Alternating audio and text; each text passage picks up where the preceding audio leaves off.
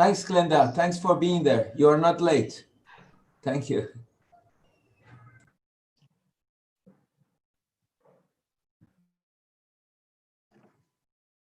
So Evelyn is not here. Good morning, Glenda and Valdelia. I see that you're both online. I'm Charu Kaushik. I'm going to, Yazrin and I are going to represent Glopidar in this meeting. So I just want to check looking at the agenda because I will be introducing both the co-chairs. So who is taking over the first session? Is that going to be Valdelia or Glenda? I don't mind. We will alternate, right? Yeah, so we do one person, or do you want to do so we do it that way? I mean, we can do one introduce one speaker and the others the second. Okay. Okay. Is you presenting any slides in your overview, or is there an overview? Because I'm not seeing that on the agenda. So I'm just seeing in the annotated agenda that I should hand it over to. No, hello. I think. This is Evelyn. Hello. I finally got to connect. So if you give me 2 seconds. So basically, you have all received the latest version of the annotated agenda. And everything is written there. So it's first Charu and Yazdan. Then you hand over to Glenda, who will introduce, remember the background of the objectives of the meeting. And then present a bit on South Africa, give the floor to Valdilea. And then it is Valdilea who will introduce the first session. And then you switch one by one. You have, it's noted, one by one, you introduce the speaker and you have received the biographies of everybody. So, and the biography is color coded. Over. Okay, but when did you send the biographies? This morning. Okay. So you sent it this morning, okay. And I can give you the hour if that's helpful. Running the vaccine session, we had a few glitches in terms of connections. So if either one of you drops out, Valdelia and Glenda, then can you please replace each other in terms of introducing? Sure. Okay. Glenda, So if you look at the message, at 12:03. Is 12:03 my time or 12:03 your time? We have the same time. Oh, cool. Okay. Cool. I've got it. Thank you. Thank you. Found it.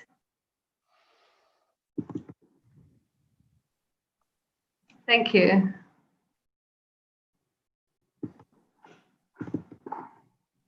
I will present some slides, right? Your slides are integrated in the master deck, so yes, they will appear. Okay. But you know you have to be very fast. Yes, yes.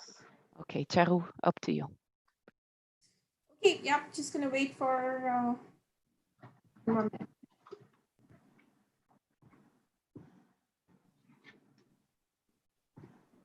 Okay, good morning, everybody, and welcome to the COVID-19 Research Synergies meeting. Today, we are in session 2 talking about ending COVID-19 therapeutics. I hope you enjoyed the presentations today. We had a very successful session yesterday on vaccines in terms of ending COVID-19. My name is Charu Kaushik, and I am the Institute Director for Infection and Immunity at Canadian Institutes of Health Research. I'm one of the Glopidar co-chairs, and I'm here to welcome you on behalf of Glopidar with my co-chair, Yazdan Pana, who is the Director of INSERM Reacting Program and the INSERM Institute of Infectious Disease, Microbiology, and Immunology. So I'm going to ask Yazdan to give a quick overview of Glopidar, and then we'll get on with the session. Yazdan, over to you. Thanks, Charu. So first of all, Good afternoon, good morning, and good evening to everyone, and thanks for joining this meeting. So I wanted to say just in 2 words, what is GLOPIDAR? GLOPIDAR is an international network of research funding organizations. It was launched in 2013 to facilitate, accelerate, and deepen collaboration among research funders on emerging diseases. By strengthening global research preparedness between crises, and also by mobilizing resources to respond rapidly and effectively to significant infectious diseases during crisis. Next slide. So on the next slide, you will see that currently GLOPIDAR has 29 members and 2 observers, and of course among the members, South Africa and Brazil from our chairs of this session. Next slide. During the COVID-19 pandemic, GLOPIDAR was present by members, observers, and by its stakeholders that were mobilized in the response. They collect information from members on existing research activities very early in the epidemic. They worked closely with WHO blueprints, and in particular in February to set up the roadmap and research priorities. And then the members of GLOPIDAR launched emerging calls like European Commission, of course, but also UK MRC or CEPI or Government of Canada or Wellcome Trust. And what, since the beginning, GLOPIDAR did was to coordinate funders to optimize resource, to try to avoid duplication and cover priorities. Next slide. And just before I end, the idea was at that time, few months later, now in July, to try to gather all those who were working on different topics, vaccines, social science, transmission, and therapeutics, for them to converse, for them to talk to each other, to try to identify gaps. So I stop here, and I thanks again a lot Charu, who did a lot, and all the organizing team, and today Evelyn and Claire from European Commission and INSEM in particular. Thanks, Charu. Thank you, Yazdin.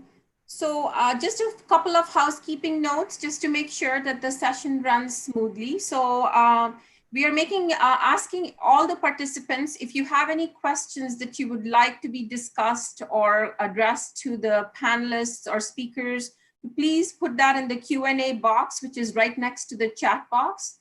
The chat box is available for you to discuss with each other or give comments, etc. But if you would like your questions to be picked up for discussion or questions, then please put it in the Q&A box, which will be monitored. The other part that I was going to remind everybody is that this session is being live streamed. So we would ask that everybody keep their cameras off unless you're speaking or you're part of a panel. Other than that, let's go ahead and have a good session. It gives me great pleasure to introduce our 2 co-chairs today, Dr. Glenda Gray and Dr. Valdelia Veloso. Glenda is the president and CEO of the South African MRC, and she is responsible for bringing together scientific evidence and experience to the Minister of Health and the National Coronavirus Command Council. Of course, many of us know Glenda from her other role, where in her personal research space, she's a very well-known HIV researcher as well. And Dr. Valdelia Veloso is the director of the National Institute of Infection at Fiocruz in Brazil. She's an infectious disease specialist and has served as an advisor to the Ministry of Health in Brazil, as well as on many other international bodies. So welcome, Valdelia and Glenda. I'm going to hand over to Glenda, who's going to give you some overview slides. Thank you very much. On behalf of Valdelia and myself, we want to welcome you to this session on therapeutic research. Therapeutic research is critical for the management of COVID-19. And we've seen, particularly in South Africa, as we get more experience with the management of COVID-19 and as new research emerges, we see our death rates in our ICUs coming down. And in fact, from the beginning of the epidemic till now, introducing high-flow nasal oxygen, nursing in prone, using IV dexamethasone, using high-flow nasal oxygen, anticoagulants, together with remdesivir and other interventions, we are seeing intensivists managing COVID-19 much better and reducing mortality, which is very important. And so the whole idea of therapeutic research is, the whole aim of therapeutic research is to reduce the mortality. So, you know, we will look at issues around antivirals, we will look at therapeutics to manage the storm, and there will be other discussions as well. So it's going to be very important to hear what kind of research is happening and some of the cross-cutting themes that we are involved in. So, you know, at the moment, both Brazil and South Africa are hard hit by the COVID epidemic. Globally, 13.8 million people have COVID, and almost 600,000 people have died.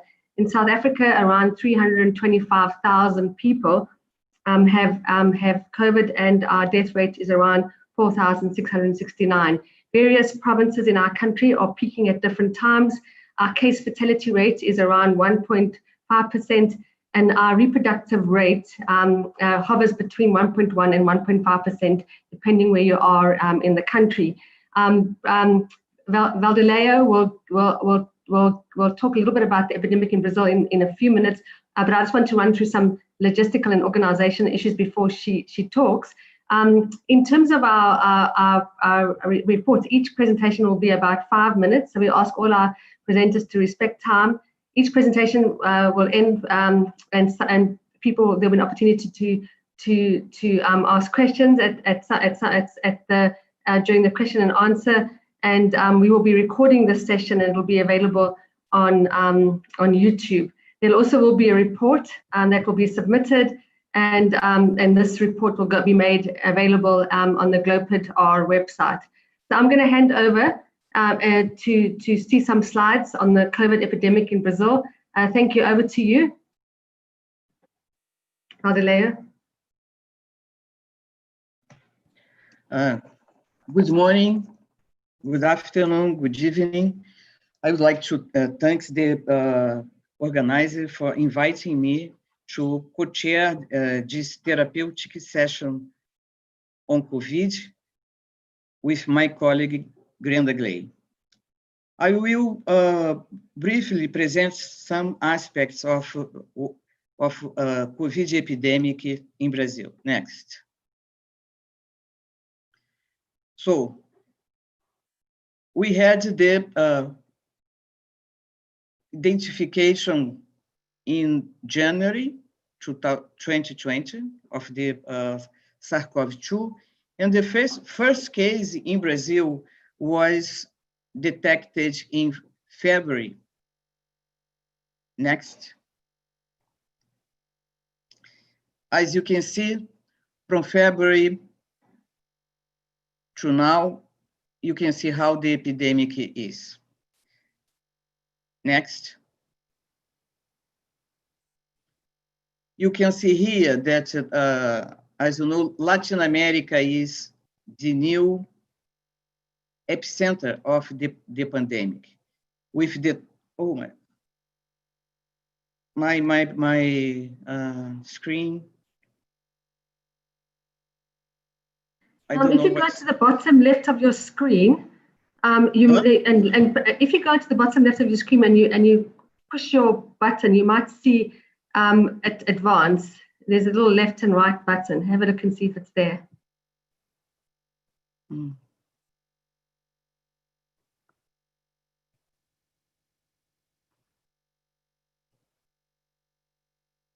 I don't know what's happening here.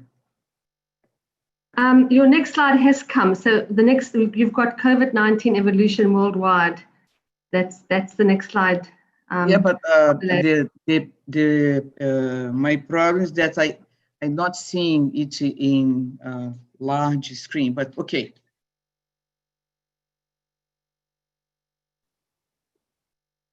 Okay.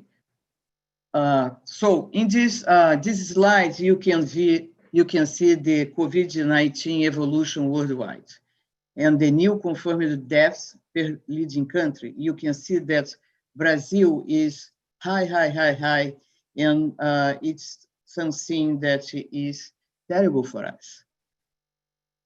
We are facing many problems here that they are problems related to the health system, that we don't have enough intensive care beds, respirators, but our major problem is the political environment that is totally disruptive, with messages going to the population that are totally against the science and totally against the life, because this confusion is taking people to don't do social distance, and people are getting infected, and we have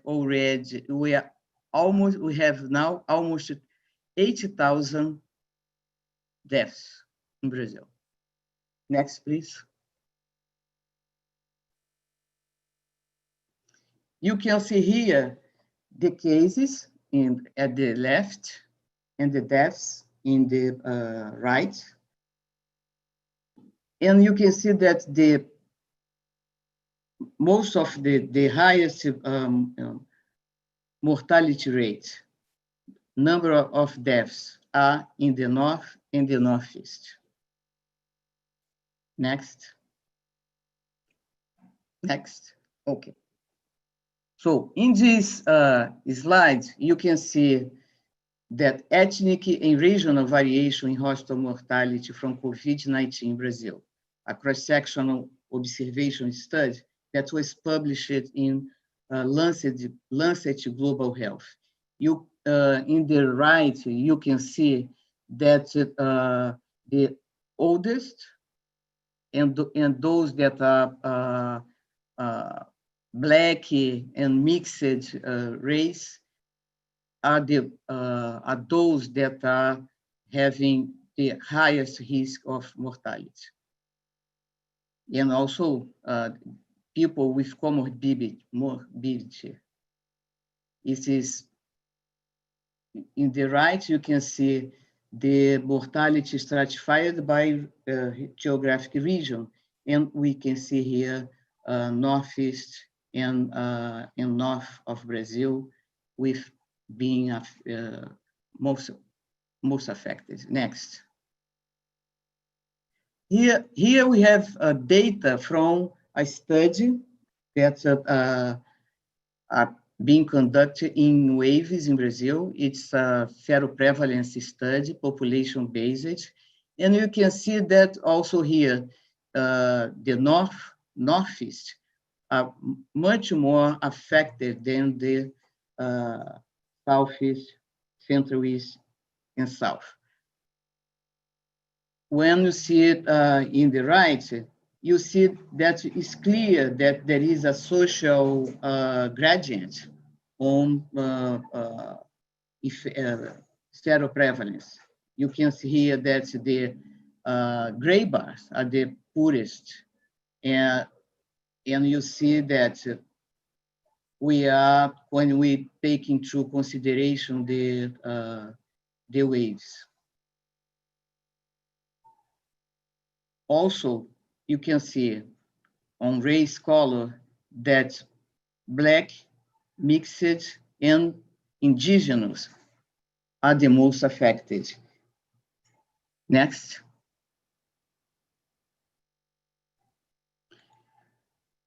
Healthcare professionals are those being hardly affected.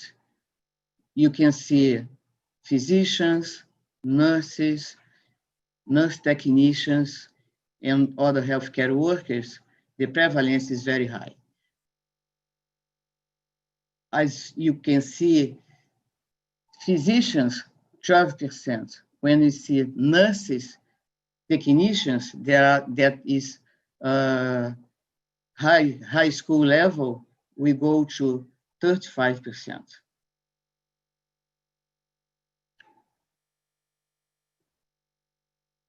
Here we have a pictures and some data about the how the epidemic is hitting Brazil and our problems highlighted here. We have a high number of people living in conditions where social distance and hand washing are virtually impossible.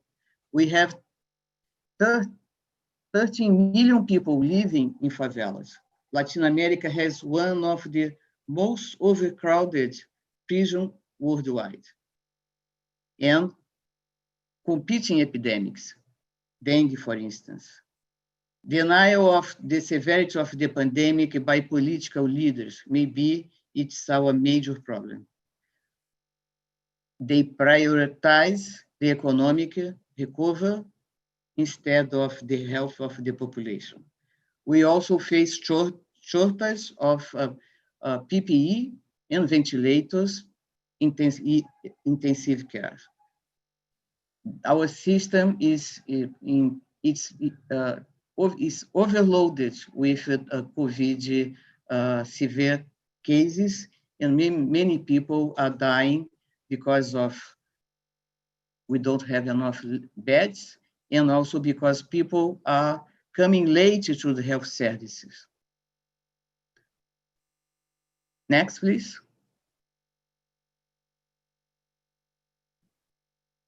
Oh, I forgot to. So here, it's what I have just said.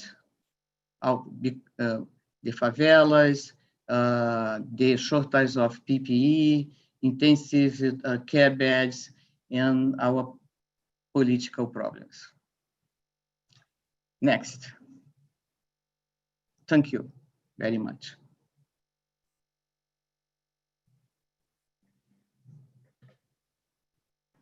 Thank you very much, Vadileo. If you can introduce the next speaker for us, it's going to be very important to hear and how Brazil and South Africa can make use of all these therapeutic research going forward. So,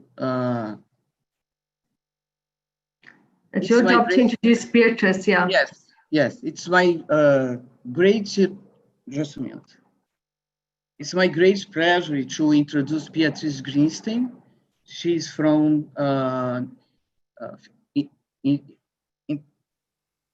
infectious disease at Fiocruz, Brazil.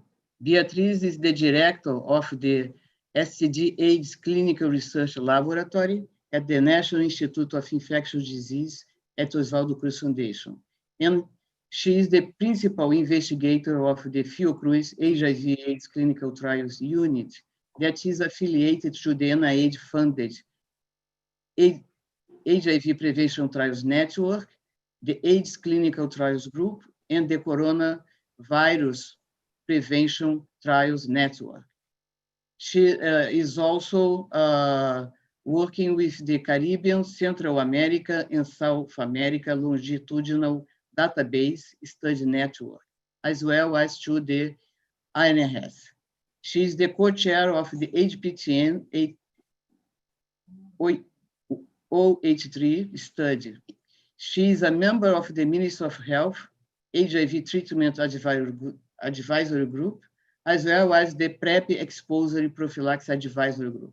She is the co-chair for the Latin America, the Ensemble Trial, a randomized, double-blind, placebo-controlled phase 3 study to assess the efficacy and safety of Adenovirus 26 COVID-1 for prevention of SARS-CoV-2 mediated COVID-19 in adults aged 18 years and older.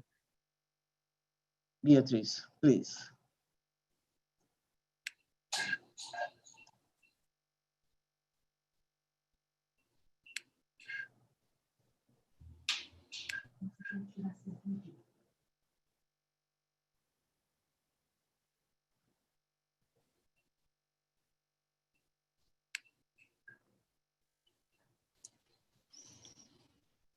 Can you hear me? Yes, thanks, Beatrice. So good morning, everyone. Good evening or good afternoon, depending on where you are. Thank you very much to the organizers for inviting me to this important meeting.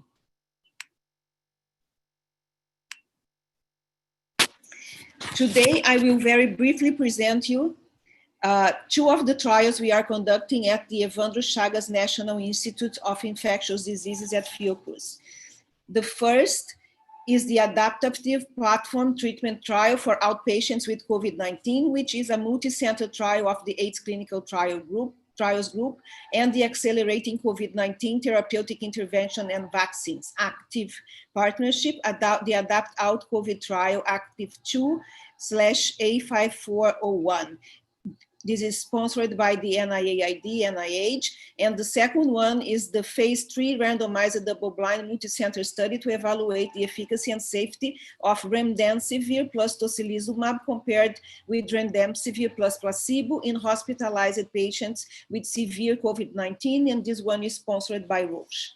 Next one, please.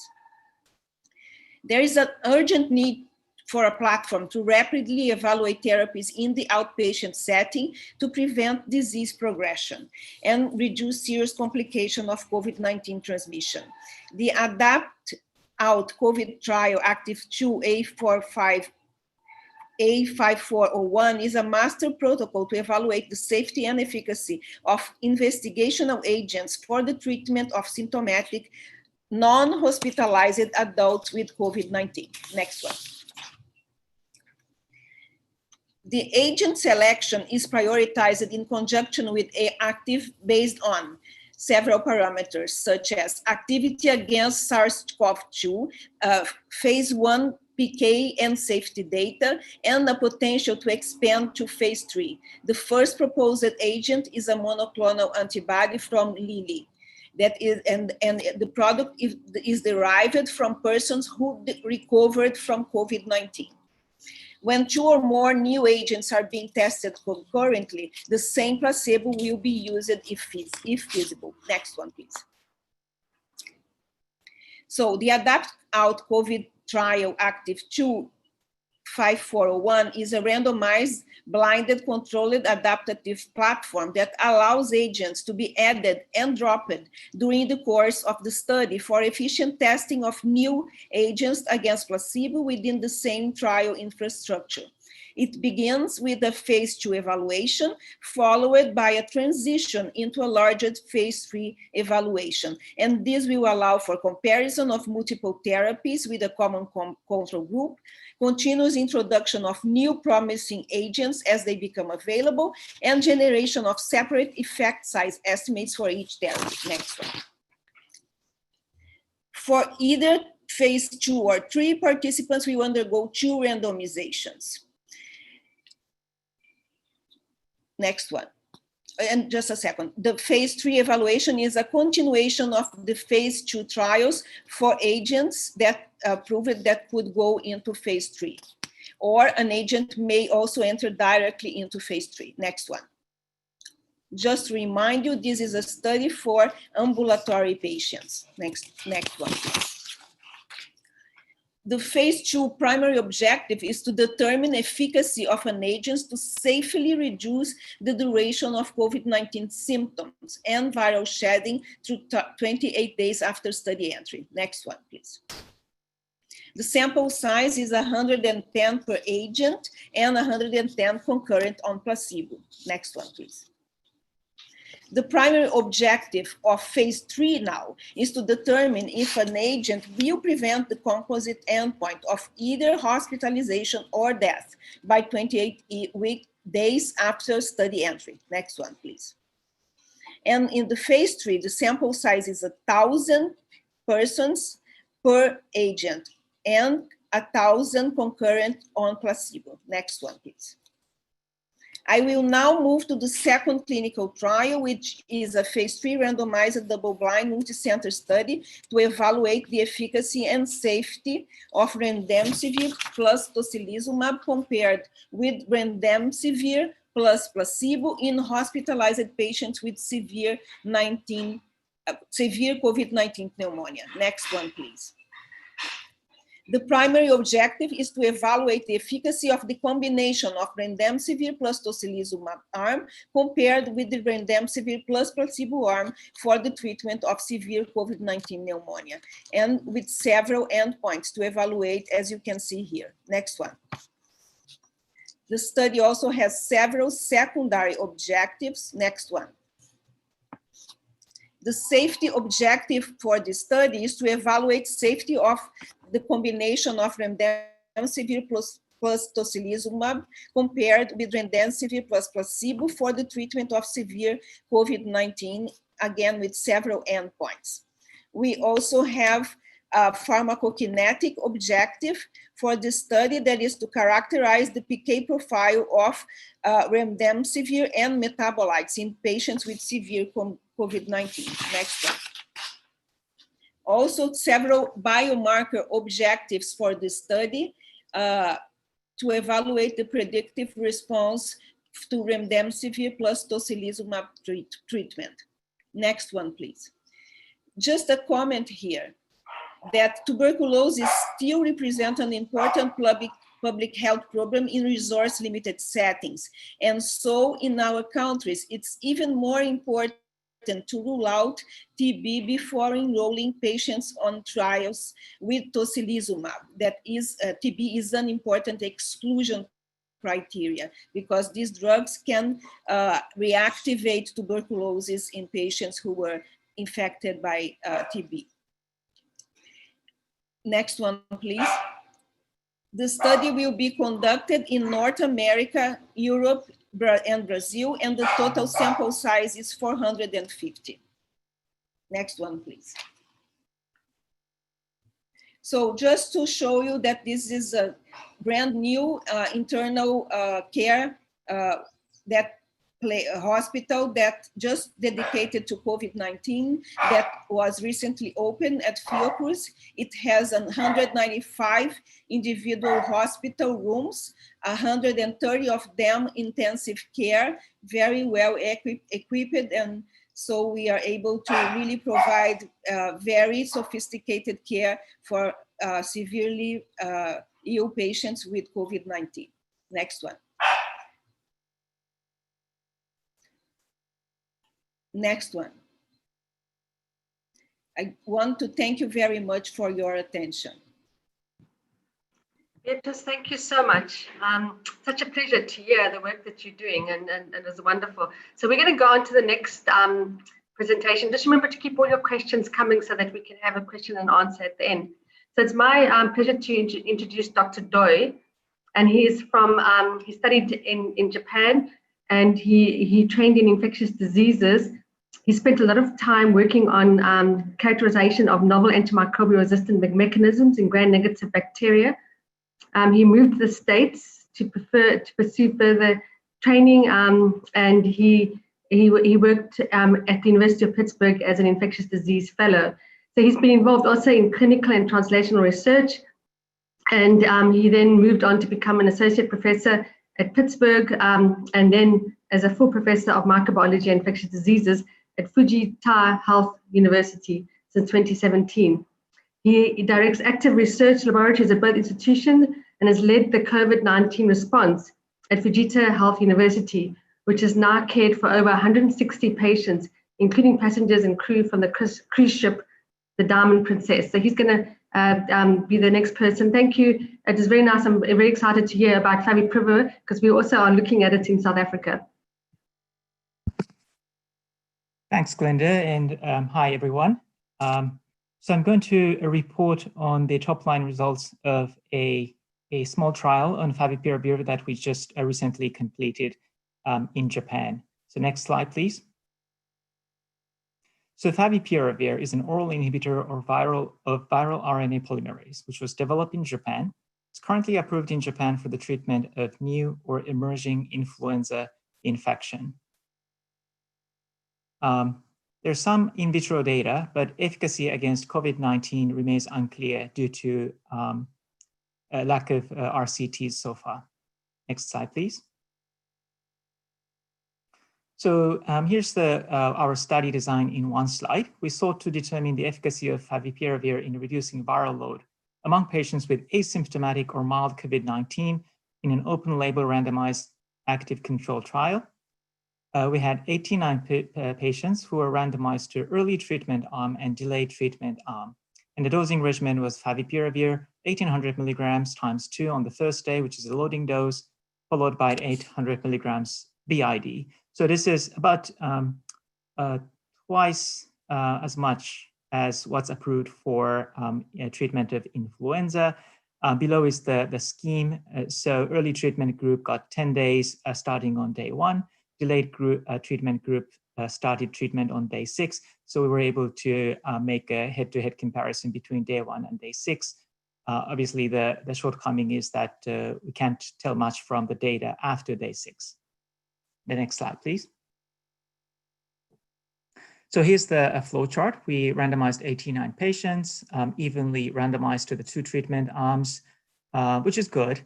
But one sort of unexpected issue that we encountered was almost 20% of the patients who was enrolled based on laboratory confirmation earlier already had negative PCR on day 1, which we found out later after the patients were discharged. Next slide, please. Okay. So the demographics of the group were generally balanced, except for sex, which was a little bit imbalanced. Mean age was 51.7 years old. Time from diagnostic PCR was 3.9 days. Time from first day of fever for those who had fever was 7.5 days. None of the 89 patients had progressive disease or death during the 28-day follow-up period. Next slide, please.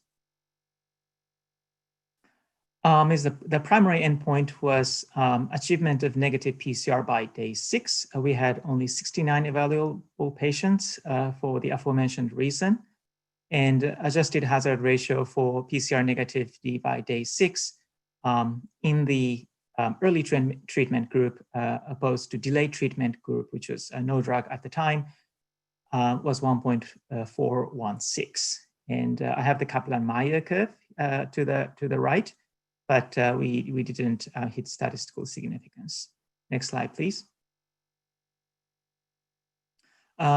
One of the secondary endpoints I'm showing here is 50% log reduction in viral load by day 6, trying to make it a little bit more sensitive than negative PCR. We had 69 available patients, as I mentioned, and the odds ratio for 50% log reduction in viral load was 4.75 with a p-value shown there. Next slide, please. We had several clinical expiratory endpoints. The one I'm showing here is time to defervescence among just 30 patients who actually had fever upon enrollment. And the hazard ratio for defervescence by day 6 was 1.880, which is, I think, a pretty reasonable hazard ratio, but we didn't, again, we didn't have a significant p-value here. And you can see the Kaplan-Meier curve here. In general, there was about 1 day reduction in the duration of fever in the early treatment group. Next slide, please. Here are the common adverse events that we observed. Hyperuricemia, or increased uric acid level, was seen in 84% of the patients, which is quite higher compared with what has been reported for a flu dose, which is about half of what our patients got. The others were subclinical laboratory abnormalities in the liver function enzymes. And these values normalized in most patients after completion of the treatment. Next slide, please. So to wrap it up, in this open label randomized trial of 89 asymptomatic to mild COVID-19 patients, early treatment with favipiravir was associated with higher rates of viral clearance and early defervescence, but they did not reach statistical significance.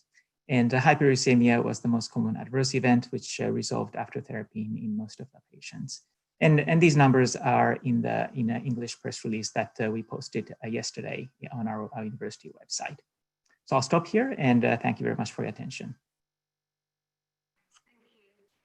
Valdelea, are you on? Are you there? You can introduce the next speaker. Yes, I'm here. So I would like to invite Andrea Beccaria, doctor, that's a pharmaceutic in Italy. Andrea Beccaria currently is the responsible for the business unit R&D, platforms and services of Dompte Pharmaceutic. She is the coordinator of the Escalate project and associated research of the National Research Council of Italy. Andrea, please. Thank you. Can you hear me?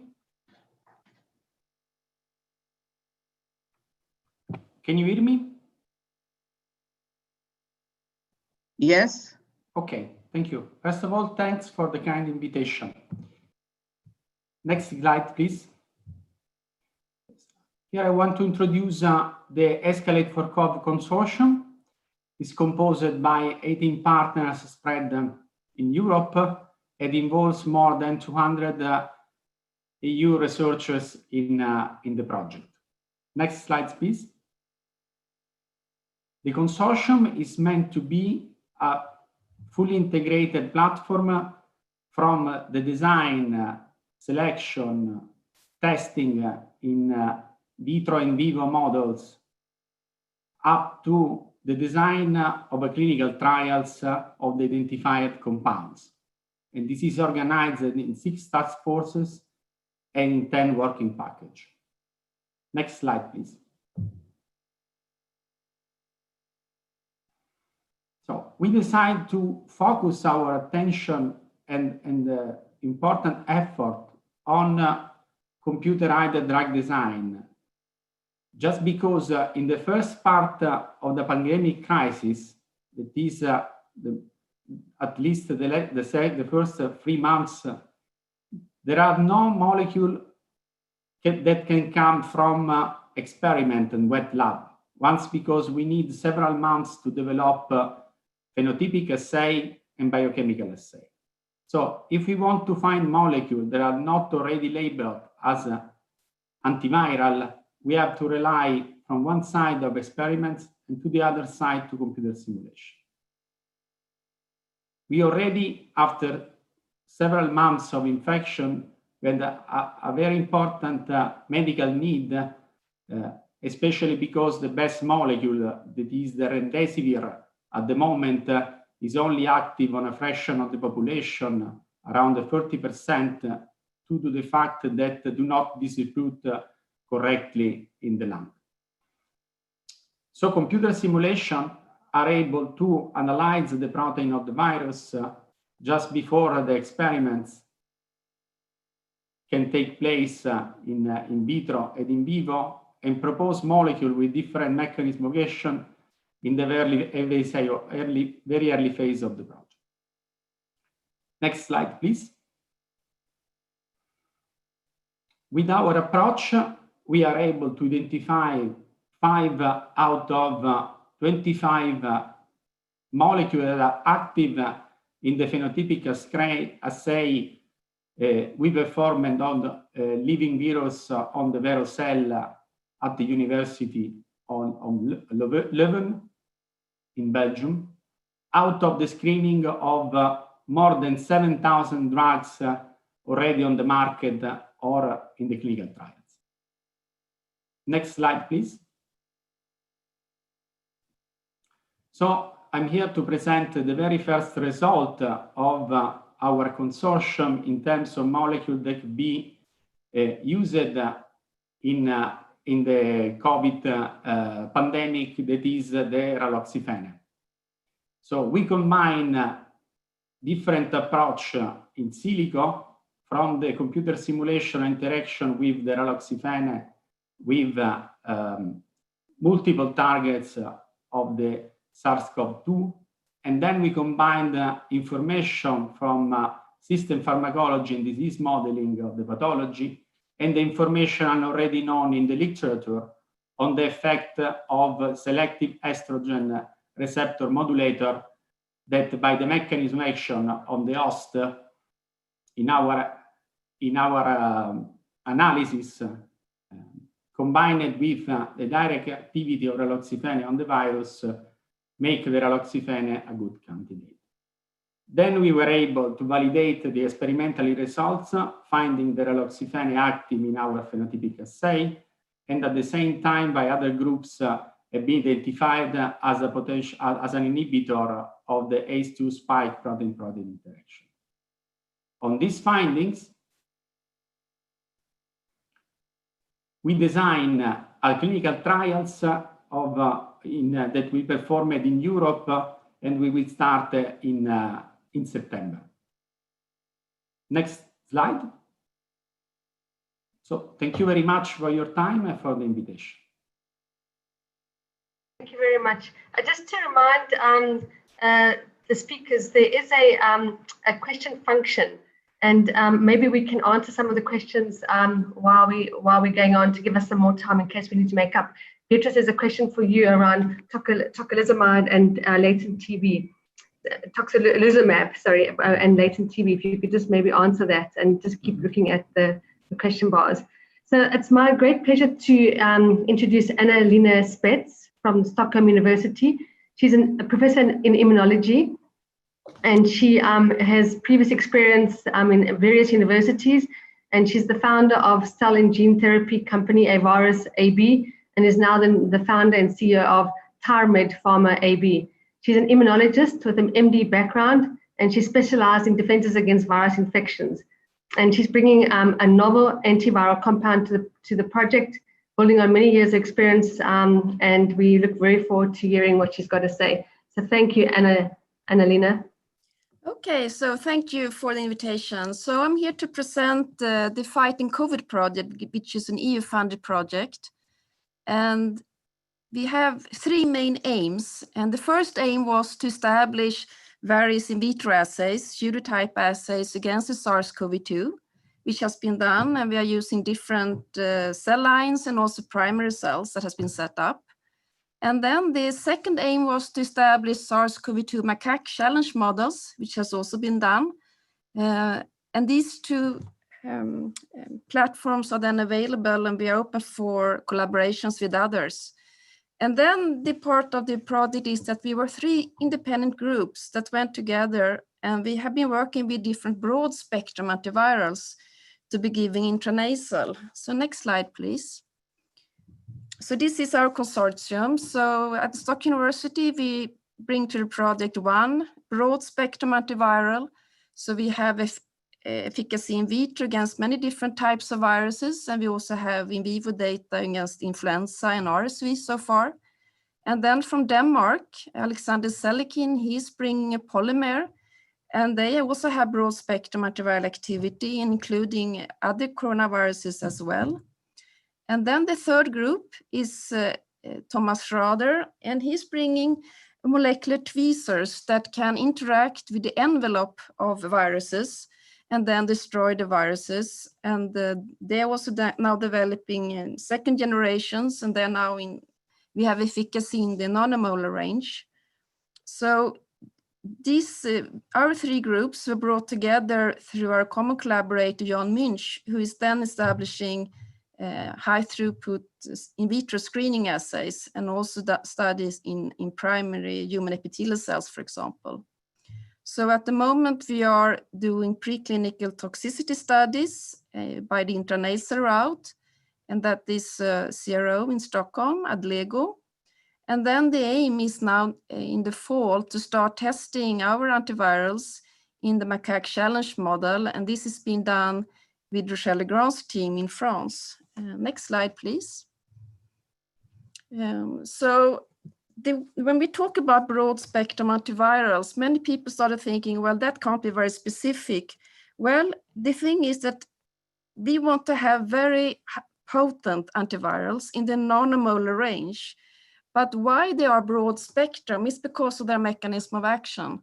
So many of them can, the ones we are working on is an oligo and the polymers. They target entry mechanisms certain endocytic pathways common to several different types of viruses. That's why they can be broad spectrum, although the interaction with the molecules on the cell surface is very specific.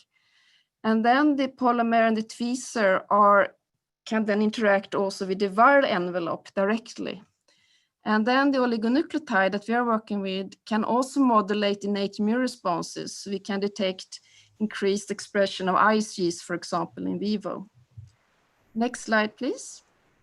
So this is an example of publications that are out there, and on our homepage, you are most welcome to look at them.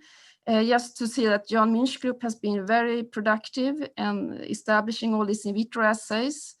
And Rochelle Legrand's group has set up the macaque challenge model. And of course, in our group, we're also working with repurposing drugs. So the first drug that Rochelle Legrand tested was hydroxychloroquine, for example. And Jan Minch have also now identified, for example, the alpha-1 antitrypsin inhibitors have potent activity in vitro. Next slide, please. So this is just to show an example of data from a pseudotype SARS-CoV assay established by Jan Minch, showing here now they have identified the alpha-1 antitrypsin inhibitor, which is potent in vitro. Next slide, please. And here is data from Rochelle Legrand's group setting up the macaque challenge model. And as many groups have seen before working with macaques, is that the monkeys, they do get infected, but the majority, almost all, actually clear infection. They get relatively mild disease. You can identify lesions in the lungs by CT scans, which are typical for COVID, but they also clear the infections by day 8 or so. And in these experiments with hydrochloroquine, using either high or low dose, even doing pre-exposure prophylaxis, unfortunately, there was no significant effect in this macaque model by hydroxychloroquine. So next slide, please. So the key message is that we have set up the in vitro and in vivo models, and we are now conducting some preclinical safety analysis of our new type of antivirals, and we will start the macaques in the fall. So the idea with our antivirals is that, well, even though we really hope now that vaccines will be much faster than the development of our new antivirals, but the idea is that we would like to continue to develop these antivirals because we also have efficacy against other viruses like RSV, influenza, Ebola, and so forth. So if we could have these type of antivirals ready on the shelf to be able to be used early on in case there is a new outbreak of a new virus, this could be helpful to contain an epidemic early. This is our vision, why we think it's really useful to develop this new type of antivirals. So thank you for your attention. Thank you. Thank you.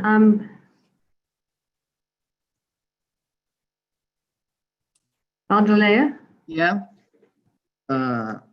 Now, Suzanne Herrod will present. Suzanne Herrod is MD, PhD, is a full professor for pulmonary infections and chief of the sections of infectious disease, including the COVID-19 unit at the University of Hospital, Germany, University of Gießen, and Marburg Lung Center. She is board certified in pulmonary medicine and infectious disease and coordinates a research consortium called Virus-Induced Lung Injury, Pathobiology and Novel Therapeutic Strategies funded by German Research Foundation that has focused on respiratory virus, including coronavirus, for several years. She will present on translating preclinical experimental data into clinical trials during the pandemic. Suzanne, please. Thank you very much. Next slide, please. Can you give me the next slide? Okay, so I'm talking about host-based strategies to fight SARS coronavirus 2, and we are focusing on a cytokine or growth factor that is called granulocyte macrophage colony stimulating factor, or GM-CSF. And GM-CSF has already been approved to mobilize granulocytes in neutropenic patients, and it's applied intravenously or subcutaneously. So what it does, actually, it's very well known to drive myeloid cell differentiation from the bone marrow and also in the circulation, like granulocytes and macrophages. And particularly relevant is its effect on host defense activation of pulmonary macrophages. And we and others have identified that this is not the only thing that GM-CSF does, but it also drives epithelial stem cell proliferation and differentiation in the lung. And this likely drives re-establishment of the lung barrier after severe viral or bacterial injury. So next slide, please.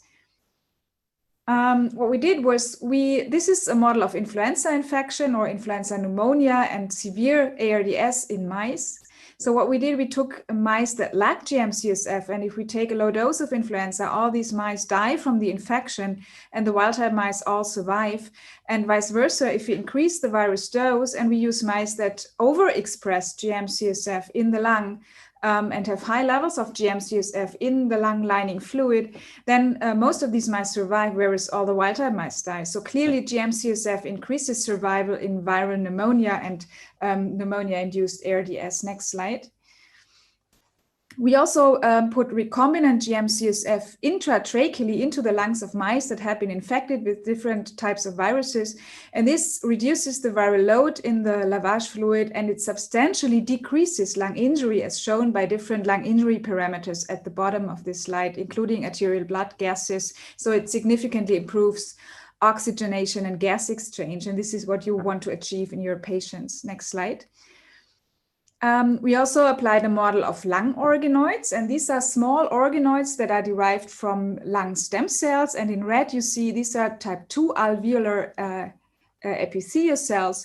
And in these organoids that lack GM-CSF signaling, you cannot establish or re-establish the epithelial barrier, as shown here in red in the right side of the slide. So this also happens in vivo, and I cannot show the data due to the lack of time, but GM-CSF is really relevant in regenerating the injured lung and re-establishing barrier function. So together with this function on the epithelial repair and the host defense of macrophages and dendritic cells, and this is summarized in the next slide, as you can see. This summarizes all the beneficial functions of GM-CSF with respect to epithelial barrier repair, host defense, and local expansion of dendritic cells in influenza virus infection model. I could not show this data due to the lack of time. Due to all these beneficial effects in the lung, we actually decided to go for a first-in-man approach. Next slide. So what we did was we had patients with severe pneumonia-associated ARDS inhaled GM-CSF as compassionate treatment. And these patients were on the normal, usual therapy, antibiotics, fluid restriction, and lung protective ventilation, and some even were on ECMO. And then next slide. We were supported by a large biobank that is established at the German Lung Center at the University of Gießen, where we had a lot of samples stored of these patients, including BAL samples. And next slide. And this is combined to a large data warehouse where phenotypic data of these patients, including an ARDS cohort, a national cohort, is stored. And we were able to analyze these patients. And next slide. In the bedside to bench approach, this is what I wanted to highlight here. Next slide. And what we found was that GM-CSF indeed activates lung macrophages in these ICU patients. That is data from 6 patients, and it improved oxygenation compared to untreated, and it reduced morbidity scores like subscores. These are classical ICU morbidity scores. Next slide. So we actually implemented a trial that is called GI Hope. GM-CSF inhalation to improve host defense and pulmonary barrier restoration. This was already running upon start of the pandemic, and then we expanded it to COVID-19 and included also these patients that had COVID ARDS. And the endpoints are listed there. This is a therapeutic approach to treat ARDS in COVID patients, and it's funded by the Ministry of Education and Research. And in parallel, we also implemented the GI COVID trial, GM-CSF inhalation to prevent ARDS in COVID-19 pneumonia, which is more preemptive to prevent ARDS in patients that have COVID-19 pneumonia. And the primary endpoint is to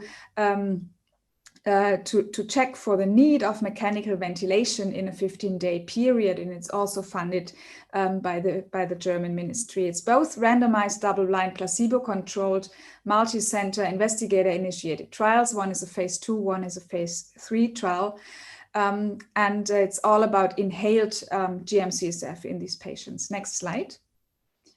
So this is my summary slide, and I think this is what I want to point out. What are key elements and infrastructures needed and relevant to enforce translation from basic science into the clinics? And I think highly relevant is a basic biomedical research environment to drive the discovery engine, and you need a consortium in place with all the preclinical in vitro and in vivo disease models, as already pointed out in the previous presentation. It's always helpful to use a repurposing approach, as frequently done during this pandemic, because phase 1 can be rapidly accomplished for new application routes, for example, like here with inhalation, and we need collaborations with industry here. Then I think what is also very important is a mindset for translation in place at the universities, but also at national level, to have the translational pipeline already implemented, and let's say a local culture of building private public partnerships that need to be established.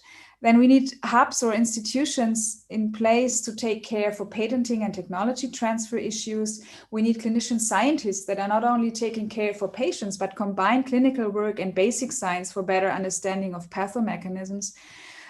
Also very helpful was biobanking and data warehouse structure, as already mentioned, for the bedside to bench approach. And this allows for better precision phenotyping, and therefore for better protocol design and readout definition in the design of the clinical trial protocols.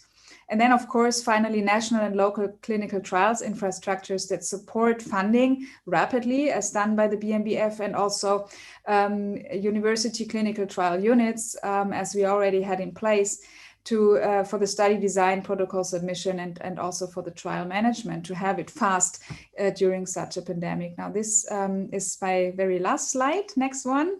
Thank you for your attention. Thank you very much. We're going on to the next session, which is towards new options for treatment. Is Steve Webb? Are you here, Steve? We can't see you.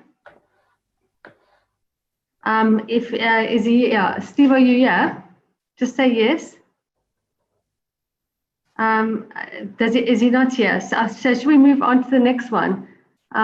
If Steve Webb is not here, I'm going to move on to the next person until he comes back on, and we'll introduce Mathieu Rijon from the University of Paris, France. Thank you. You can introduce yourself, Mathieu. Thank you very much. Okay, thank you. Do you hear me? Is it okay? Yeah. Yes? We hear you perfectly. Thank you. So I'm going to present you the Chroimuni study. Next slide, please. So you all know the COVID crisis background. So just a brief summary. In March, we faced in France some difficulties in designing RCTs. It was difficult because we have a lot of disorganization of our usual research structure, lack of ability of clinician, lack of immediate funding, a lot of candidate drugs to test, a poor knowledge of the natural history of the disease, and moreover, a core outcome set which was not very clear at that time. Next slide, please. then we decide to focus our study on some points. And first of all, we decide to find an effective treatment, or to try to find an effective treatment beside antiviral therapy, and especially on immunomodulator. We try to test multiple treatment candidates already approved in France for other conditions. We wanted to complete trial within the next 6 weeks to have a quick answer, and to perform this trial without increasing too much the workload of our hospitals.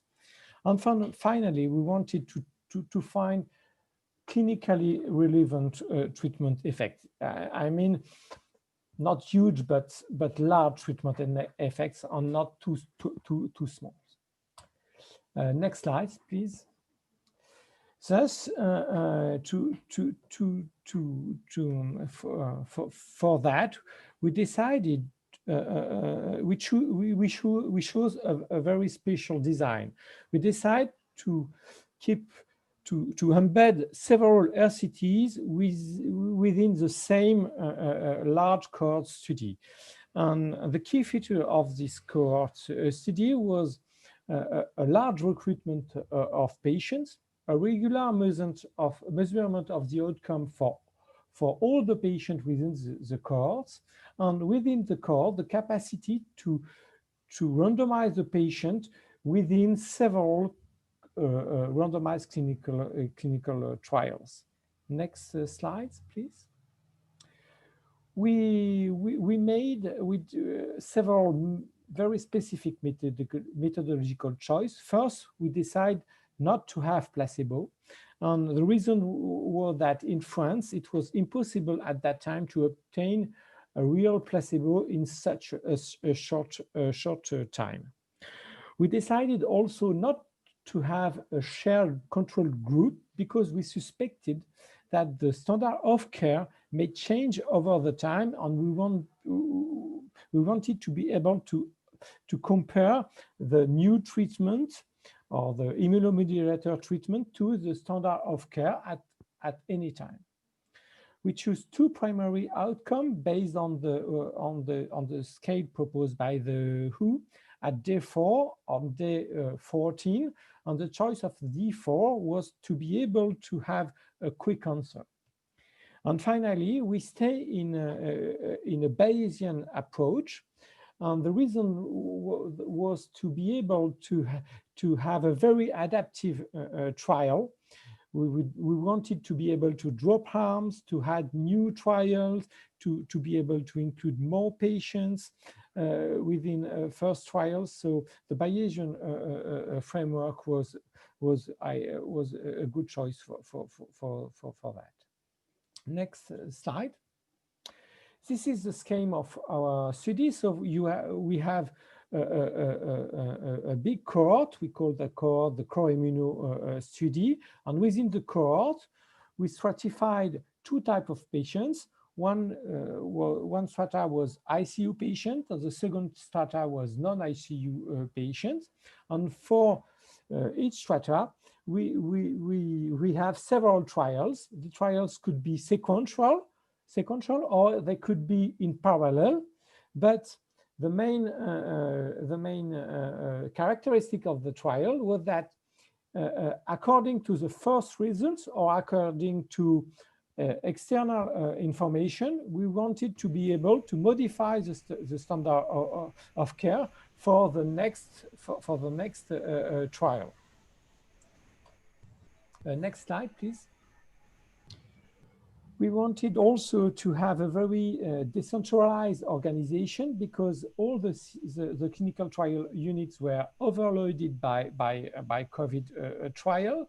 So we decided to decentralize the management of the study within each hospital, and it was easier to manage the overall trials. Next slide. This is the description of the two strata. So basically, we have patient not requiring ICU, on patient requiring ICU, and the outcome were for the first strata, the survival without need for ventilation, and for the second strata, patient requiring ICU, the cumulative incidence of successful tracheal extubation. Next slide. So we already completed 4 trials, one comparing sarilumab to standard of care, one tocilizumab to standard of care, and one anakinra to standard of care. The Vero study was stopped by the DSMB. We have 2 more studies ongoing, one on plasma and one on eculizumab. And we should begin a new study we should begin the study next Monday, comparing the tocilizumab plus dexamethasone and the dexamethasone, because our new standard of care is now the dexamethasone due to the recent publication in UK. Next slide.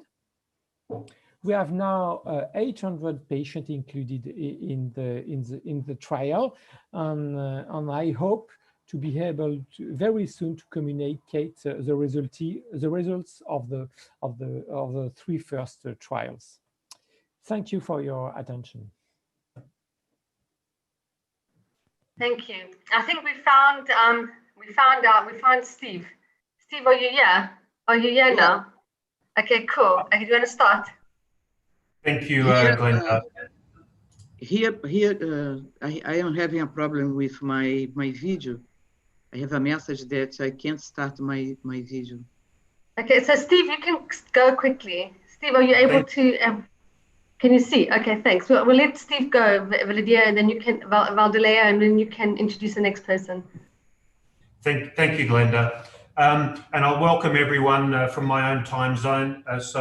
Good evening, and many thanks to the organisers for this opportunity. I'm a clinician, I'm an intensive care specialist, and what's most important to clinicians and public health authorities is understanding what treatments work to save lives. Please just click through the animations that are there. Clinician, it's extremely unlikely that any form of monotherapy is ever going to represent a complete solution for COVID-19. There's an array of treatment options: antivirals, antiviral combinations, corticosteroids, targeted immune modulation, anticoagulation and antiplatelet agents, neutralizing antibodies. And so what is important for clinicians is understanding the effective treatment combinations, because that is what they provide at the bedside. And important to appreciate that it's plausible that combinations of even treatments that are effective in isolation offer no additional value, versus the possibility of a synergistic effect, or even the possibility of antagonistic effect can't be excluded. And simple A versus B trials will not reveal those contingent relationships. And obviously, what is needed in a time-critical public health emergency is that information as soon as possible. Next slide, thank you. I'm involved in the REMAP-CAP clinical trial program, and I think it's important that we just run through some of the challenges that we've identified in the last 5 months. So the first I've already alluded to, it's the large array of possible treatments with the need to understand treatment-treatment interactions, as well as treatment by stage of illness interactions. And already the information that's available with respect to dexamethasone suggests that there is a treatment by stage of illness interaction, with dexamethasone effective in more severely ill patients, but probably not effective, possibly harmful in less ill patients. And it's also important to consider the possibility of what might be referred to as treatment by setting interactions, where treatments that work in some resource level areas are not effective in other. It's been clear that there's an absence of good infrastructure to conduct very large pragmatic clinical trials, except with the extraordinary exception of the NIHR in the UK and the wonderful results that have emerged rapidly from the recovery trial. And I think there's an opportunity to engage and link with existing clinical trial networks which have perhaps not been as fully utilised as they could have been. There's an enormous number of clinical trials. Many trials have relatively small sample sizes. Many trials are at risk of non-completion, and I think there's been substantial challenges associated with achieving leadership and coordination in the clinical trial space. And I think it's extremely hard for any groups that are doing trials to have a role with respect to leadership, facilitation and coordination, because whether or not it's correct, they are perceived as having a potential conflict of interest because of their own trial. I think we really need to take this COVID-19 opportunity to think about pathways for linkage of data in real time. I'm aware of efforts that have talked about allowing coordination between data safety and monitoring boards, and that's a wonderful idea, but I think there are limitations with respect to being able to share more than qualitative conclusions. And I'd like to think that we can move to something which is much more ambitious, which relates to linkage of the unblinded statisticians amongst different clinical trials with an agreed predefined analysis framework. And just as there's been a plethora of clinical trials, there's similarly a plethora of different trial endpoints, and important to try and achieve standardization to allow sharing of data. I'm a clinician who goes to work to try and save lives, and this is a disease with high lethality. My personal view is that mortality reduction is the clinically relevant endpoint, not seeking to undermine the importance of reduced duration or of symptoms or stage of progression, but would hold the view that these represent biological activity. So I'll speak briefly about what I believe is the ideal type of trial design for a pandemic, which is a Bayesian adaptive platform trial. It's multifactorial, so there's efficiency created by testing multiple questions in the same patient, but it's also essential for understanding the impact of combinations of therapy, identifying non-synergistic combinations versus synergistic combinations. I think it's essential to have stratification by illness severity state.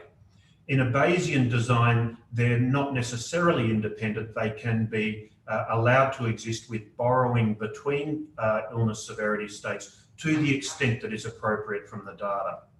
They also facilitate frequent interim analyses, which avoids the problem of having to preset a sample size.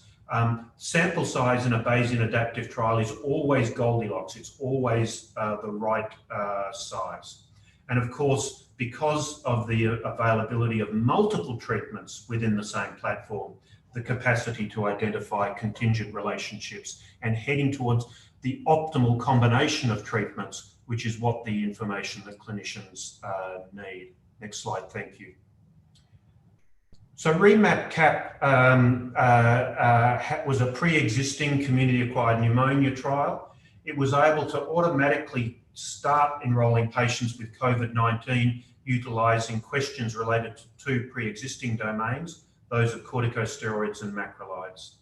Since then, we've added an antiviral domain, immune modulation, anticoagulation, convalescent plasma, and vitamin C, with statins and ventilatory strategies submitted in some locations for approval and multiple additional domains still under construction. We've gone from 52 sites in 14 countries to 242 sites in 18 countries, mainly via utilising existing ICU research networks. We're in the process of adding India, Pakistan, Nepal, and possibly Singapore and Japan. We can move to the next slide, thank you. It's clearly good to be international, but I think we've spent some time and effort chasing disease rather than trying to anticipate where disease is going to go next. With respect to our sites, existing clinical trial, or at least registry experience, has been absolutely critical to effectiveness. We've had major delays as a consequence of the legal issues associated with sponsor as well as sponsor site contracts. And REMAP-CAP is an extremely complex trial, and that complexity has been well managed at the site level, but we've been far too slow and insufficiently nimble at a central level in generating new domains and having data management in place to analyse results quickly, as well as set up new domains. So on the last slide, I'll just acknowledge the sponsors across the top row there, as well as an incomplete, unfortunately, list of the funding bodies in multiple different locations. Thank you, Glenda, for the opportunity to speak this evening. Thank you very much. I'm glad we found you. We're going to ask, we're going to talk about convalescent serum now, and we're going to ask Professor Amin Subandrio to take us through this. Thank you very much. Thank you very much. Good evening and good morning.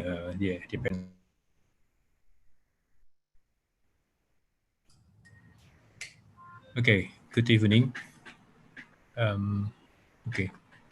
First of all, I would like to thank the organizing committee, the COVID-R, for inviting me and giving us the opportunity to share with all of you, about one of the activities related to the treatment of COVID-19 patient. One of the approach that has been developed since the last 2 or 3 months is the use of convalescent plasma from recovered patient. So we have already done some preliminary study in collaboration with a National Referral Army Hospital and also a company, Biopharma, and our institute. And we have already recruited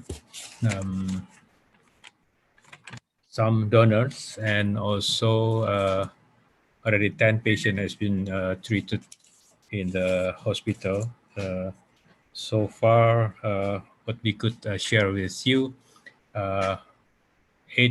7 patients has very good clinical outcome, but unfortunately 3 of them died because of the clinical stage is already very late, very advanced. So actually they should not be included in this study. The next study, actually, we have already obtained ethical clearance from the National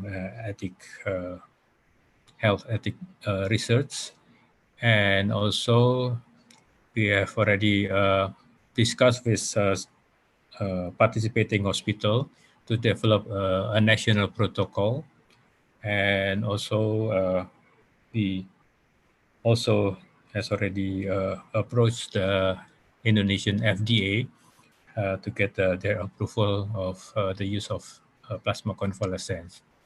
And yeah, I personally approached the Red Cross to get their full support in convalescent plasma processing. And our institute, because we are currently we are the only institute that could do the PRNT test, plug reducing test. So we will test all the samples from donor as well as from the patient. So in brief, if we talk about the component, I mean, from the donor, we are targeting to recruit recovered COVID-19 patient, which is we prefer to recruit males because of the possibility of anti-SLA. But if the recovered patient is female, So we have to make sure that there is no history of pregnancy. Of course, they should be healthy enough physically and also confirmed by some lab tests. And of course, they should be free from coronavirus and also transfusion transmitted infection as usual, as a standard for donor blood. And of course, we have to test, we have to make sure that they have high enough titer of anti-COVID-19 antibody proven by PRNT. And about the plasma, plasma will be collected by certified blood transfusion unit by plasmapheresis process, and the Red Cross will make sure the plasma that has been collected will be stored and also delivered to the hospital in good condition. And about the patient recruitment, of course, we rely on the doctors who treat the patient in its hospital, so they should fulfill some criteria, including the indication of the treatment, and also they have to set up the doses and the frequency of administration. And of course, they have to monitor and evaluate the patient condition and report to the team. So our institute has been assigned by the Ministry of Health and Ministry of Research and Technology to lead a national consortium for convalescent plasma treatment. And next slide, please. I could share with you some progress so far.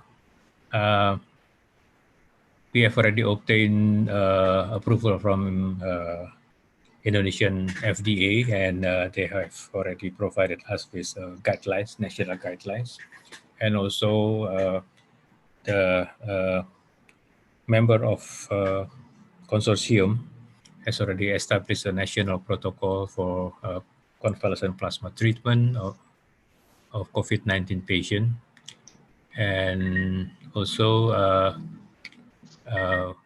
we at Ekman Institute have already been developing the COVID-19 PRNT procedure. And this clinical trial has been registered at the clinical trial gov PRS, or protocol registration and result system, with we received already the protocol ID as written in this slide. Next, yeah, I think that's I could share with you. Yeah, I'm ready to entertain some question from the audience. Thank you very much. Check the box, the Q&A box for questions, and then because we're running behind time, so if you can just check the box and answer in the box. I'm going to ask, are you back online, Valdilea? My video is... Doesn't matter, we can hear you beautifully. We can hear you beautifully. Well, yes. The next presentation will be on safety and efficacy of SARS-CoV antibody by Professor Bart Hagman from Erasmus University. He is a work group leader at the Department of Viral Science at the Erasmus Medical Center in Rotterdam. Currently, he is involved in the development of serological assays and animal models for SARS-CoV-2, as well as intervention strategies.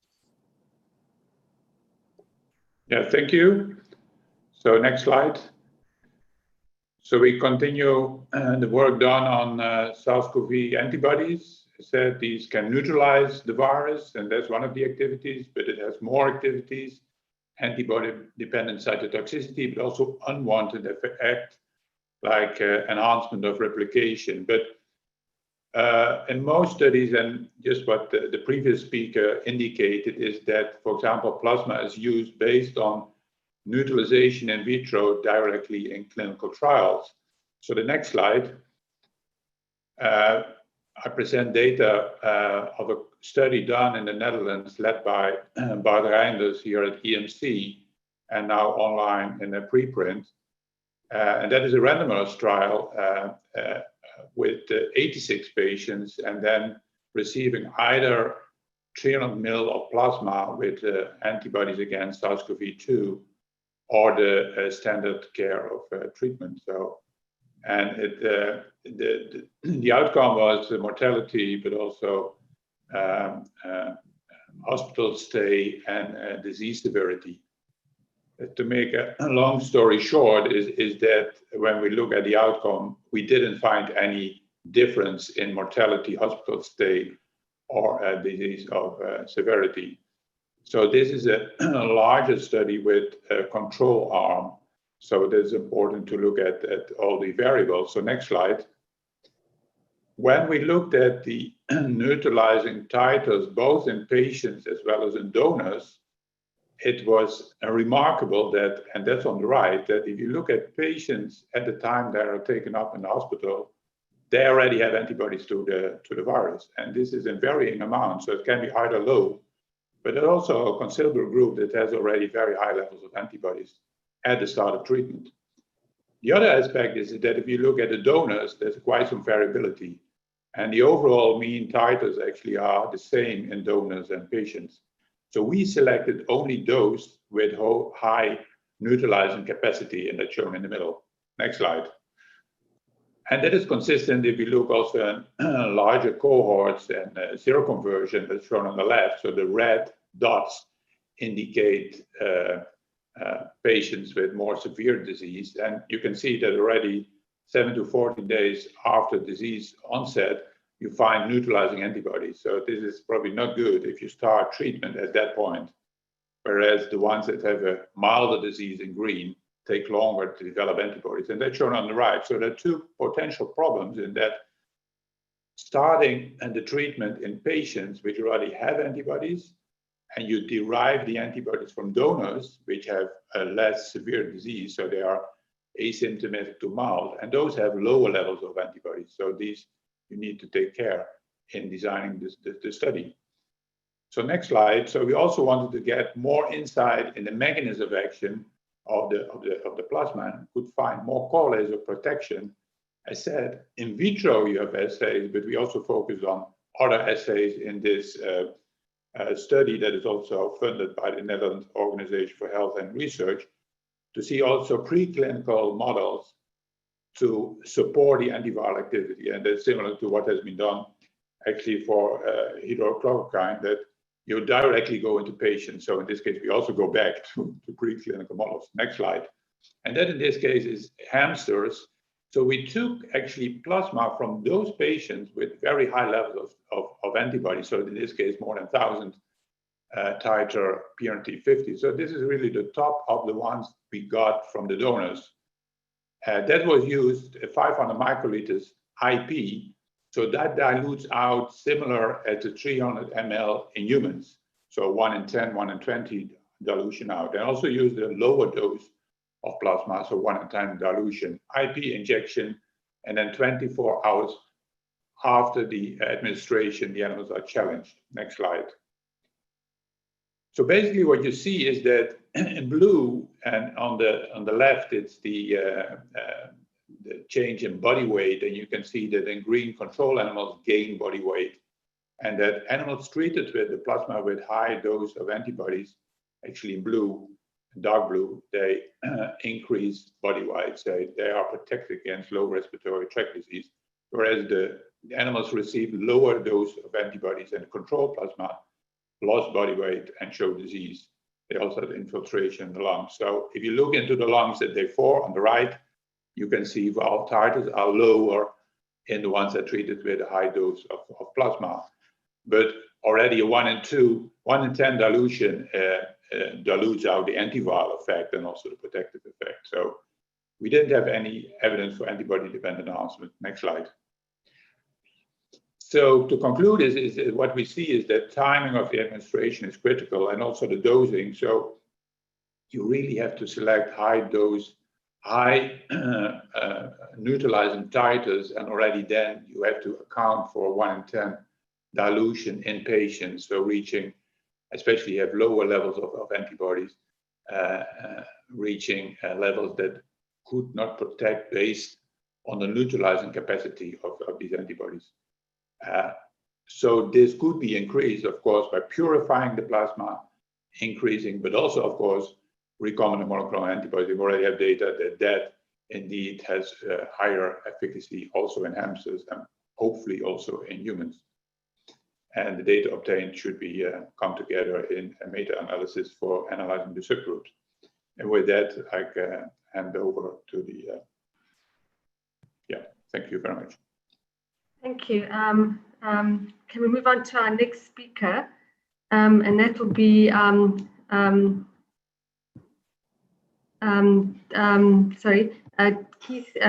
Dr. Keith Hoots from the National Heart, Lung and Blood Institute of the US.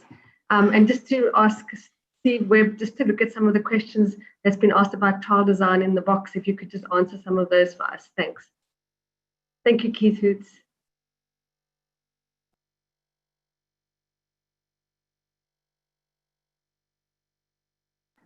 We can't hear you, Keith. I thought thank you very much. And I'll commence. I think I did try to unmute, but now I'm unmuted. So I'm going to briefly present 3 platform trials that are part of the NIH active program.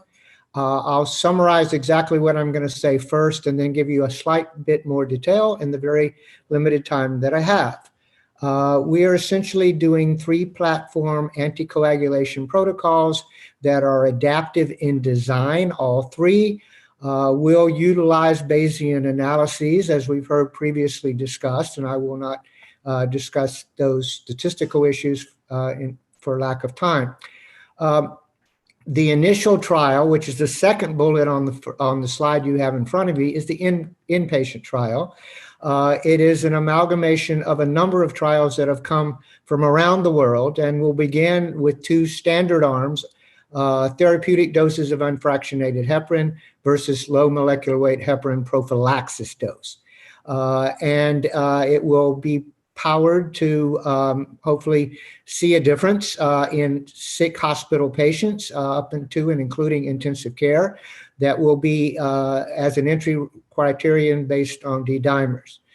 The second trial that will be inaugurated, the inpatient trial, will be inaugurated very imminently and will take place in across a number of countries besides the United States, including Canada, Spain, and Brazil, as will be true for the other 2 trials as well. The second trial, which will follow on in very short week or 2, hopefully, is also adaptive design study, but this one is a prophylaxis study using anticoagulations versus initially aspirin as an antiplatelet agent versus placebo. And I'll give you a little more detail about that in a second. And the third trial, which should hopefully initiate in early August 2020, is an adaptive design study to investigate effectiveness of anticoagulation and or antiplatelets in post-hospital COVID-19 patients to try to prevent downstream DVTs, strokes, MIs, etc. One of the things that makes this particular set of platforms, I think, exciting is that we have in place a central biorepository, as do many trials around the world, but we also have a component for mechanistic studies to look at endothelial crosstalk with circulating inflammatory cells in vivo, and then also with procoagulants and serine protease inhibitors to try to design next iterations of interventions. Next slide, please. So let me give you a little more detail. For the inpatient trial, it's initially focused on low, as I said, versus high therapeutic unfractionated heparin. It will enroll patients more than 18 years of age, hospitalized with a diagnosis of COVID-19. They will be required to have an elevated D-dimer at enrollment and randomization, that will be defined as twice the upper limits of normal by individual laboratories, because this will be done in what's known as a network of networks, which will be probably somewhere around 12 to 15 distinct networks around the world. This master protocol is intended to evolve adaptively, as I said, as the data emerge, and we're already beginning to explore possible next iterations once the adaptive endpoints, and they'll be looking at, so this will be 1,000 subjects per arm, and we'll be looking at results under the adaptive design protocol every 200 enrollees in each arm, or placebo and the therapeutic arm. The safety endpoints are obviously major bleeding as defined by the International Society of Thrombosis and Hemostasis, and the primary endpoint is the days that the patient receives organ support, defined by the World Health Organization 6 through 9. And obviously death is the worst outcome. Next slide. The outpatient, or the second one to enter, to enroll patients, hopefully in a matter of weeks, is a multi-center adaptive randomized placebo-controlled platform trial evaluating safety and efficacy of anti-thrombotic strategies in COVID adults not requiring hospital admission at the time. So these will be individuals who are assessed in an emergency setting for possible COVID infection and at least a modest symptom at the time. This will all be done using digital platforms to reduce exposure of healthcare professionals to the patient and vice versa. And the composite endpoint or primary outcome is need for hospitalization for cardiovascular or pulmonary indications. And these can include death, obviously cardiac arrest, symptomatic deep venous thrombosis, pulmonary embolism, arterial thromboembolism, MI, or stroke, and up to 45 days after enrollment. They will be randomized in a double-blind, placebo-controlled 4-arm adaptive platform trial with the stage 1 randomization to include aspirin as the antiplatelet first arm versus a prophylactic dose of apixaban, the direct oral anticoagulant, at 2.5 milligrams POBID, or randomized to a therapeutic dose of apixaban at 5 milligrams POBID. And obviously, as in all adaptive designs, arms may be dropped for futility, safety, or adaptively combined as appropriate. This one is anticipated to require 7,000 outpatients evenly distributed across the initial 4 arms. Next slide, please. Next slide. Back one, please. The last trial is the convalescent trial. The intent here is to investigate the effectiveness of anticoagulation or antiplatelet prophylaxis in reducing thrombotic events in patients after they've been hospitalized for moderate or severe COVID.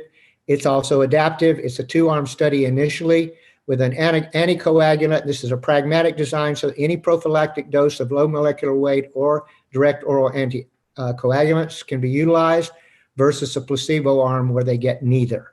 The target population is all hospitalized COVID adults who did not require therapeutic anticoagulation at the very end of their hospitalization. Obviously, they could have been on anticoagulation up until that point. The primary outcome at day 45 post-discharge is a composite of venous arterial thrombotic complications, including MI, ischemic stroke, mesenteric arterial thrombosis, and all-cause deaths. And the sample size for this adaptive design is 4,000 patients. That concludes my presentation. Thank you very much for your attention.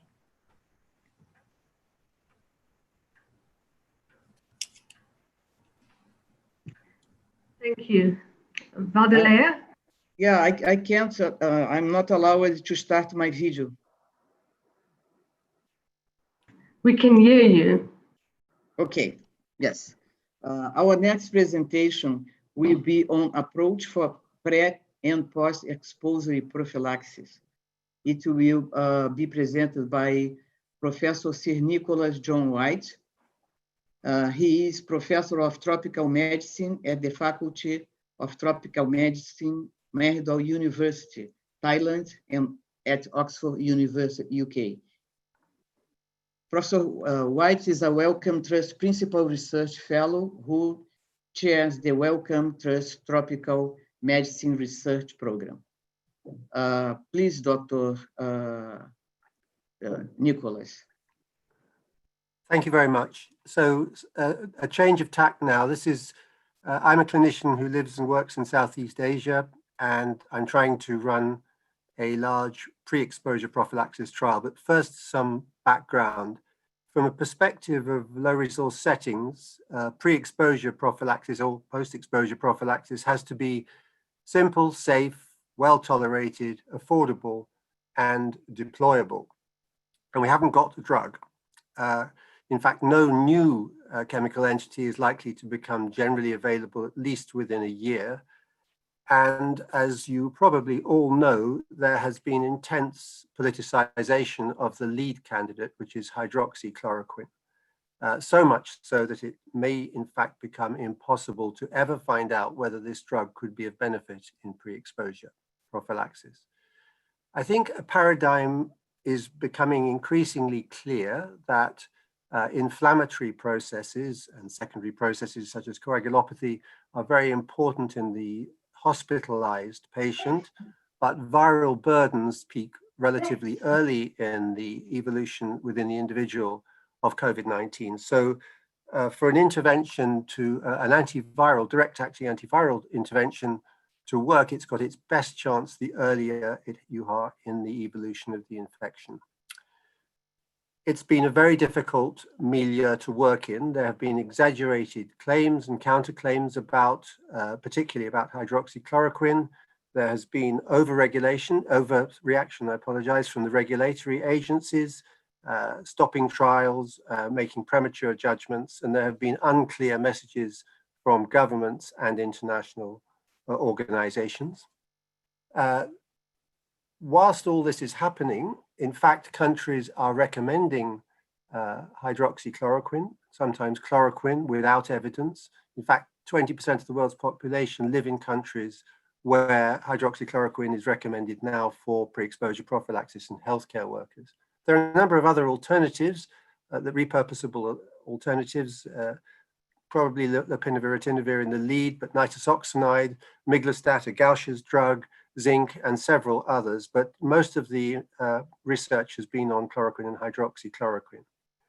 Despite all the interest and the fact that there's been no other thing in the news for the last 6 months, the bureaucracy and the process obstacles to conducting trials are probably worse during COVID-19 than they are normally. Not accelerated review, accelerated approval is rare. The majority of research is being conducted in richer countries, but these are the countries which have been most affected. As Steve Webb has pointed out, there are a very, very large number of small trials, all of them, or nearly all of them, underpowered and destined not to provide definitive results, and very few large trials. Next slide, please. So in terms of efficacy, the judgment has been made that this is the US FDA's judgment that hydroxychloroquine and chloroquine don't work because they definitely don't work as demonstrated by the recovery trial. You see the survival curves for Solidarity, which is still in progress, the WHO's trial, and recovery, and they show a slight harm, in fact, associated with hydroxychloroquine, very slight. No divergence of in the mortality curves around at the onset when the loading dose would be given, none around day 10 when you would expect peak concentrations. So reassuring from safety, but clearly doesn't work in the treatment of the hospitalized patient. There are few data on post-exposure prophylaxis. David Bulwari's study in the New England Journal is the most widely quoted. It's reported as a negative trial, but actually in people who got the drug within 3 days of exposure, there's approximately 30% benefit. Of course, it's not statistically significant, but to say that this relatively small trial means that the drug doesn't work, I think is a little bit of a stretch. There's a paper out in CID today, even smaller. So most of the trials have looked for large differences. They're not powered to look at small but potentially important differences. Next slide, please.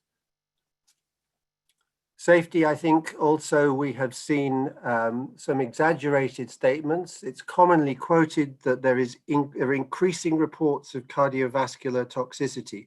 There are certainly increasing reports, but they all say the same thing, and that is that chloroquine and hydroxychloroquine prolong the QT interval. It's undoubtedly worsened by the co-administration of macrolide azithromycin, but there is no evidence from the trials to date, in fact, increasing evidence against toxicity and for safety. Those are the ventricular arrhythmia in the numbers shown there are those from the recovery trial. And there have been some rather strange statements that chloroquine, for example, produces hemolytic toxicity, whereas we have 60 years of usage in malaria when we know that's not true. So all this has clouded the issue. Next slide, please. So what we're doing is trying hard to conduct a very large placebo-controlled double-blind trial in healthcare workers to see whether we could detect it's powered for a 23% reduction for the drugs individually, so pooled obviously it would be more powerful to detect a 23% reduction with a 3% infection rate. So a small benefit, but at scale a useful one. And this trial was started in April. It was just about to start in the UK on May the 22nd, and in fact, about 20 patients had been recruited when the Lancet paper from Mehra et al. Came out, which claimed that chloroquine and hydroxychloroquine caused ventricular arrhythmias and an increased mortality. And immediately the regulatory authority stopped the trial. And as you all know, that paper in the Lancet was almost certainly based on fabricated data and was subsequently retracted, but the regulatory authorities did not retract their ban for another 6 weeks. And so that's the context in which we're trying to conduct this trial. It's very, very difficult. And my one question is, how can the large randomized controlled trials that we need to provide definitive evidence, and for which we have only one so far, which has provided actionable evidence, that's recovery, how can these be promoted and how can they be protected? Thank you.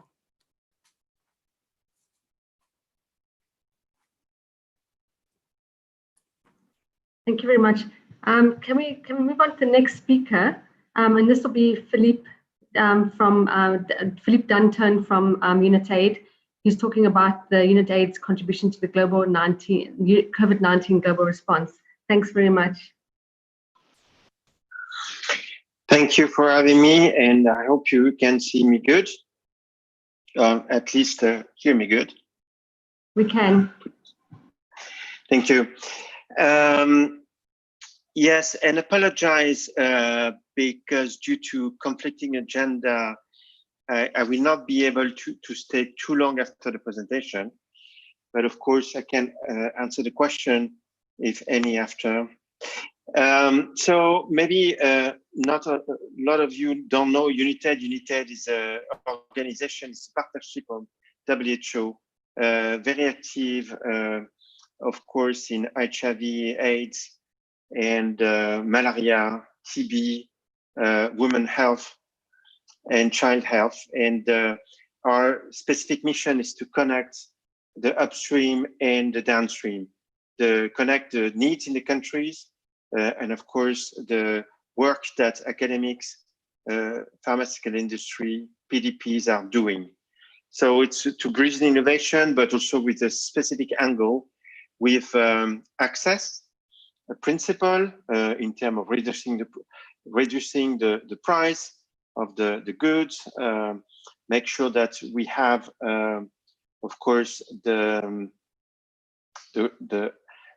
formulation adapted for children or for specific group, and also, of course, to make sure that it's a quality ensured.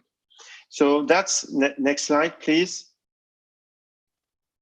That's the reason why we have been asked to join the ACT. And there is a lot of maybe mystery about it.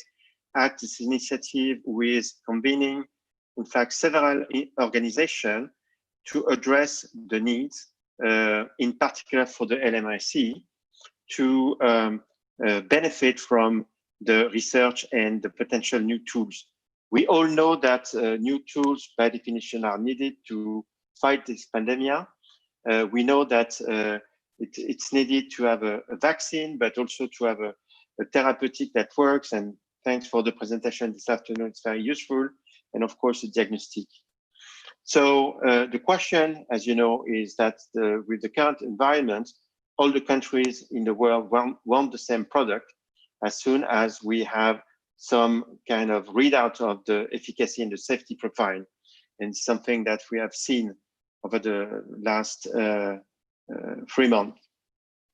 So the architecture is, in fact, there is a group of donors with a commission, European Commission, and other countries that is, in fact, under construction. We have in fact, 8 weeks of functioning. So we are defining the intervention, the structuration, and the work. So we have a partnership on vaccine with CEPI and Gavi. We have a partnership on therapeutic led by Wellcome Trust and United with others. Well, you can see the names. And also we have a diagnostic partnership led by FIND and Global Fund, where also United is engaged on the market preparedness. We have also, of course, health system connector, which try to link the advance we can have in innovation to the health system. Next slide. So how the therapeutics is organized. Maybe just to say that we have 2 pledges to fund this ACT mechanism, which is supposed to be organized for 18 months, let's see. But there is no additional structure. There is a coordination, but there is no specific entity organization that was set, and it was a key principle that it has to be flexible and not create another organization. So currently the level of pledge is around 15 billion, but there is of course different type of pledge in terms of loans, so very few are grants, and it's currently a challenge to have a clear read on what is the resource available to do the work. I think that I want to flag that. So there are, for the therapeutics partnership, 3 workstream plus 1. The first one, so to look at rapid evidence, has been built around the work that the Bill and Melinda Gates Foundation was doing with Wellcome Trust and MasterCard on the therapeutic accelerator. So it was before the creation of ACT. And this group is led by Gates and Wellcome, with interaction with us and GEAT and others. And one of the key elements is to look at all the clinical trials. There are some of them that are directly supported by the accelerator, but of course, it's to detect the outcome and of the trials, and to see what kind of additional support can be provided, is a gap is identified.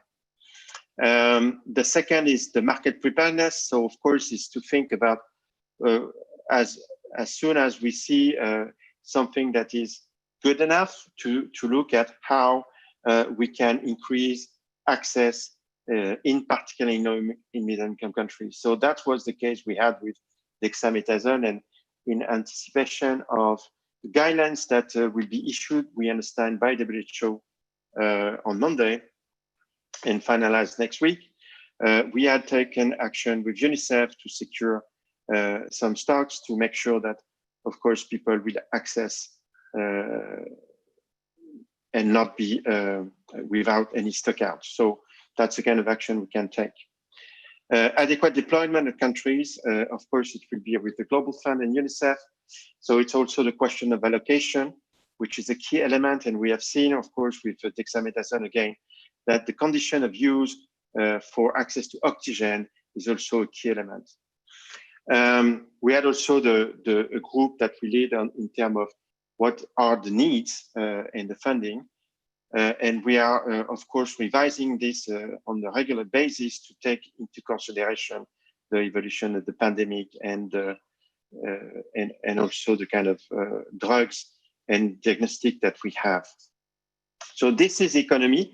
I think one of the key elements, just to reinforce what was said before, is the fact that I would say not some clinical trials, but what we see from the review of the workstream 1 is the fact that most of the clinical trials will lack of the power or the design to be conclusive, which is unfortunate. And we believe that it's between 5 and 7% of the clinical trials worldwide that will contribute to, in fact, make the evidence for what is working. Next slide. So, I mean, it's not exhaustive. It's just a busy slide to maybe look at on the left about the type of compound. And of course, we have, in fact, two types of compounds, the old drug that potentially could be repurposed, and also new drugs, and also biologic versus small molecules. So if you look at that kind of classification, I didn't put a slide on the use cases, but I think that it was quite clear. And I will just re-emphasize what Dr. White was saying about there are two types of events in this disease. We know very well there's something linked with the virus. And of course, at the second stage, there is immuno dysfunction. So with the kind of mindset and review that you have an idea of what is going on. Of course, I will not comment in all the details of this slide because you know, but you can have access to that. One of the key elements to think is currently we know that there is a potential for antibodies, monoclonal antibodies that are quite very soon we will see outcome and readouts. We are expecting to have that quite rapidly, as well as the plasma and also hyperimmunoglobulin. That's the part of the biological that we know. And of course, the question in terms of criteria, and I think I will highlight also the previous presenter who make the point in terms of what is the ultimate goal, of course, depends on the use cases for sure, but reduction in mortality is something that for us is key to consider to support access to a drug. On the other side, you have the antivirals, and potentially there are new drugs that will come, but also still potential to look at repurposed drugs. We know, for example, that unfortunately it was mentioned in the presentation that we have not been very successful so far in the clinical trials for hydroxychloroquine, so for lopinavir, ritonavir, or flopinavir. But we may have also to look at some compound like the DAA that are used for hepatitis C that has shown some elements, but still, of course, need to be tested in clinical trials. Just to mention that as an organization, we have close relationship with South Africa, of course, and we are supporting intervention to push clinical trials in Africa and Latin America, and very close relation also with Theo Cruz, where we work on the AIDS, and potentially we may support also things in the COVID response. So next slide. I think we're done. Thank you. Sorry, it was a lot of information in a very short time. I can stay with you a couple of minutes, but I have to, unfortunately, to get out and have another call. Thank you very much, Philippe. We really appreciate that. Because we're running very behind on time, we've managed to do a lot of the questions on the Q&A in the box, and we're going to move right through to the next session, which is a cost-cutting theme, cost-cutting aspects of therapeutic research. And our first person on is going to be Guy Cochran, who's going to talk about, in the research data sharing, he's going to talk about pre-clinical and genomic data. Thanks very much, Guy. Thanks, Glenda, and thanks very much for the invitation. So the EMBL, European Bioinformatics Institute, has for many decades provided data services relating to molecular biology. And some 6-7 years ago, we had an opportunity to collaborate through the European Compare project that brought us into contact with the Department of Viruscience in the Erasmus Medical Center, the Danish Technical University, and a number of other partners. And so we had, as you see here, a good head start and an ability to deploy a platform that we were able to launch in April. So on the next slide, so the European COVID-19 data platform centers upon molecular biology data, bioinformatics data. It is both centralized, where at the top here we see the central components where data are organized into one place. And then we have distributed data, both from national infrastructures, so from health and public health infrastructures, but also from the international research infrastructure. So these on the bottom right are the European research infrastructures dealing with all sorts of different aspects of clinical and other related data. So the platform is delivered by the European Bioinformatics Institute, by Elixir, which is the European research infrastructure for bioinformatics data. It's a project within the European Open Science Cloud, and we have a number of other institutional, scientific, and academic partners. We are generously supported now by 5 different European projects: Elixir, Converge, EOSC Life, and Corbel on the infrastructure side, and Recoded and VO on the scientific side. So on the next slide, please. So with the platform, we aim to make available a diversity of data across many different platforms with center point molecular biology. We provide rapid sharing, rapid release of data. We provide various degrees of completeness. So we have everything from raw data through to fully analyzed, interpreted data. And we provide all of this as a platform for researchers to use in many different ways. We're looking here at the 3 technical components. So first we have on the viral sequencing side, we have the SARS-CoV-2 data hubs. So essentially this is a toolbox that allows people generating viral sequence data to manage their data, to validate, analyze, and interpret, and ultimately share and publish their data. The central component here, or central to this slide, is the Federated European Genome Phenome Archive, which deals with human data. So this is a federated system that provides security of access, controlled access into human sensitive data sets that are located within national databases, but technically included within a broader federation. Then the final component on the right is the COVID-19 data portal. Now, this is the entry point for probably the majority of people using the system.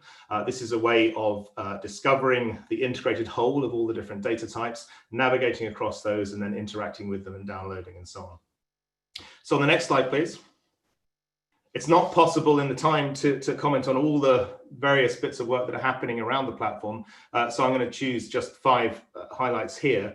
So if you go to the bottom middle to start with, mobilization of Mbi data. So one of the early priorities was to make sure that for the data resources we had available to us, we would propagate the data and make these available in a coordinated way through the platform. So we have sequences, we have variation records, we have protein structures, screens of compounds, biochemical pathways, expression studies, and scientific literature. And these numbers, if you check back every few days, then these numbers typically grow as well. On the top there, viral data and analysis. So one of the early priorities back in late February, March, was that there was very little notion in the community of sharing raw viral sequence data. There was some sharing of assembled sequences, but not raw data. And really, given that there are different methods at play here, different laboratory methods for sequencing and computational methods for analyzing. It's important that we have a systematic way of looking at raw data to process systematically so that one can generate reliable or generate confidence and understand biases in such areas as variation calling.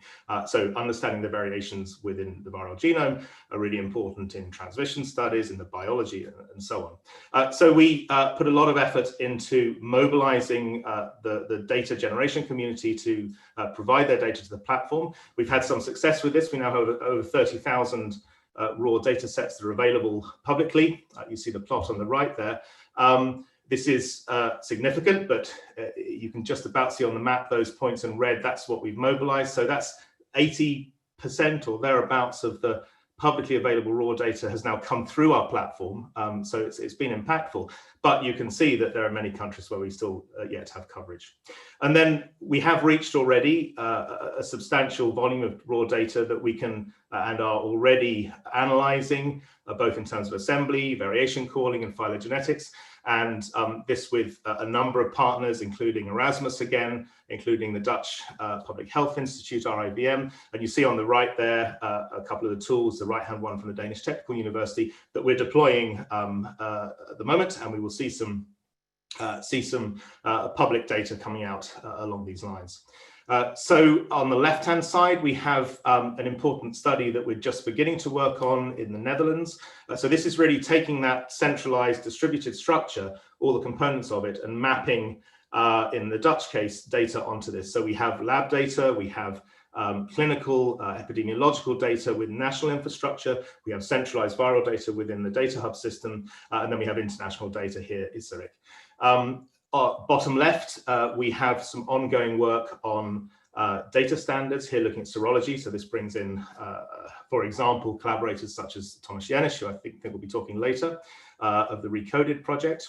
And then bottom right, one of the things that we are actively working on is extending this out so that we have, in addition to the central platform, we have national coordination. And so on the bottom right, you see the Swedish site, which was launched, I think, about a month ago. That is a national site that gives access to national activities in the domain and links then onto the central activities. And it's important not just in the presentation, but it organizes the various data flows that need to happen. So on the final slide, it's just to invite you to engage with the system. There are contact details and ways of using it all within the site and the link there. We invite you to explore the data, to submit and link your data to the system, to access our support functions and to provide feedback. And I'm afraid I as well won't be able to stay for very long. I'll remain on the chat for a bit, but I'll have to drop out before the end of the meeting, so probably won't make it to the panel. Thank you very much.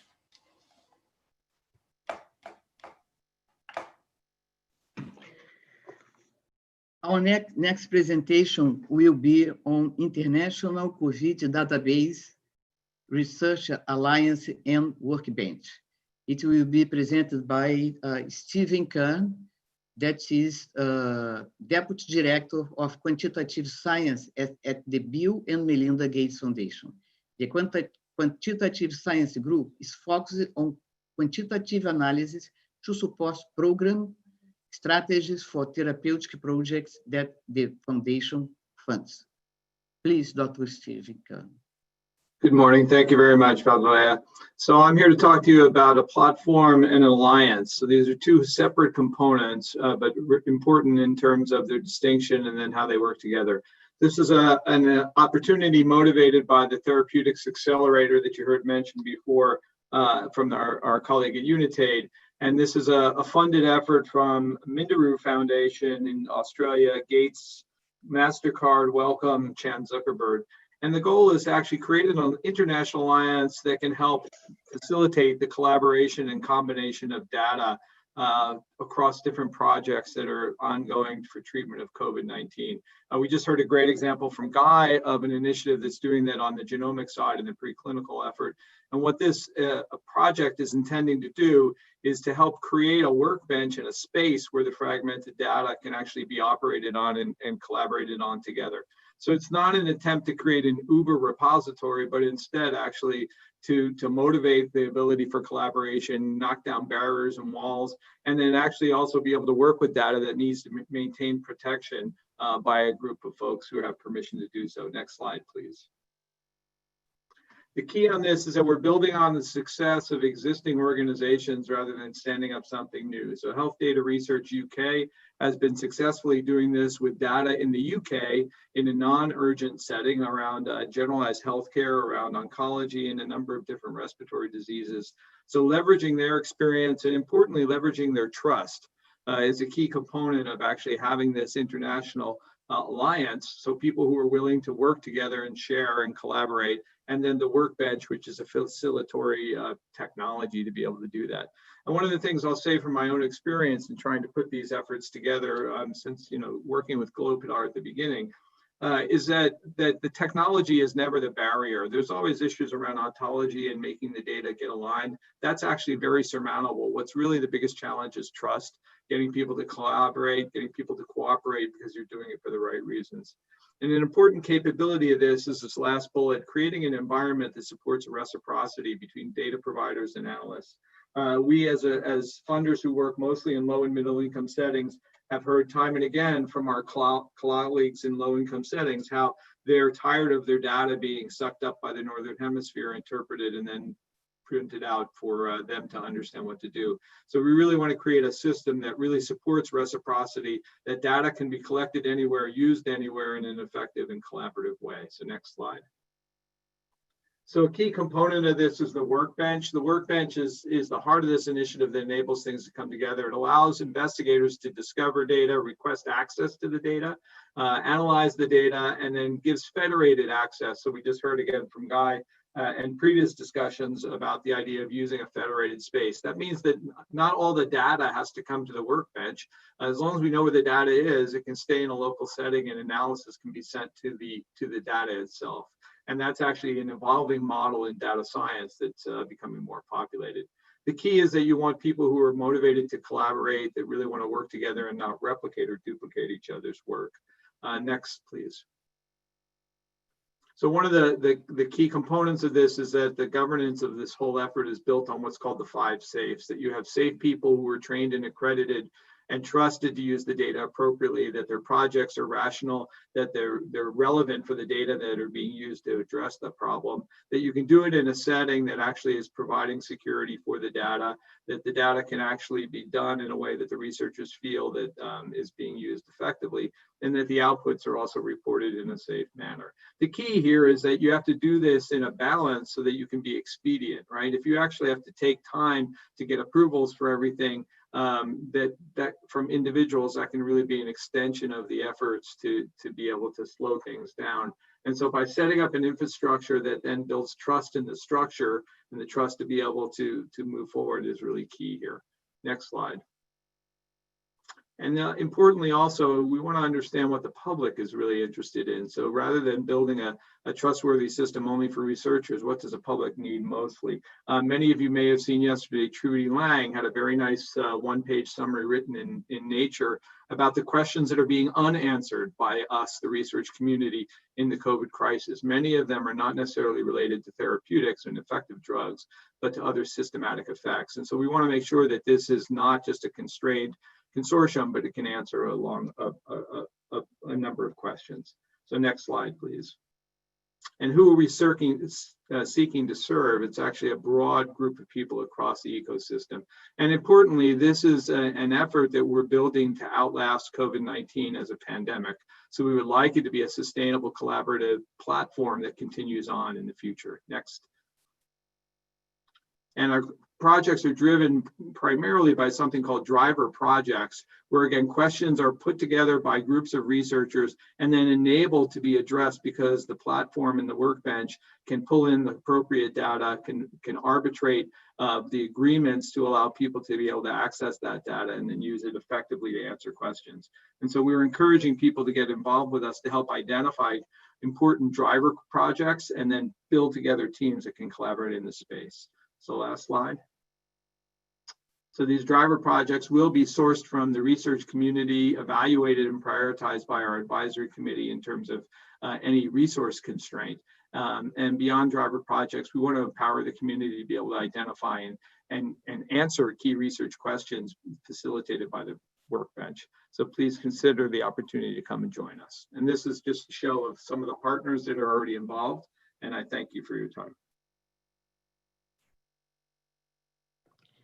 Thank you. Now, Delea, I see you doing the next one as well. Yes. Can I get my video on? Okay, thank you. Next presentation will be on challenges for data sharing in low resource contexts. It will be presented by Ronaldo Ismério Moreira from Fiocruz, Brazil. Dr. Moreira is Field Clinical Trials Unit Data Management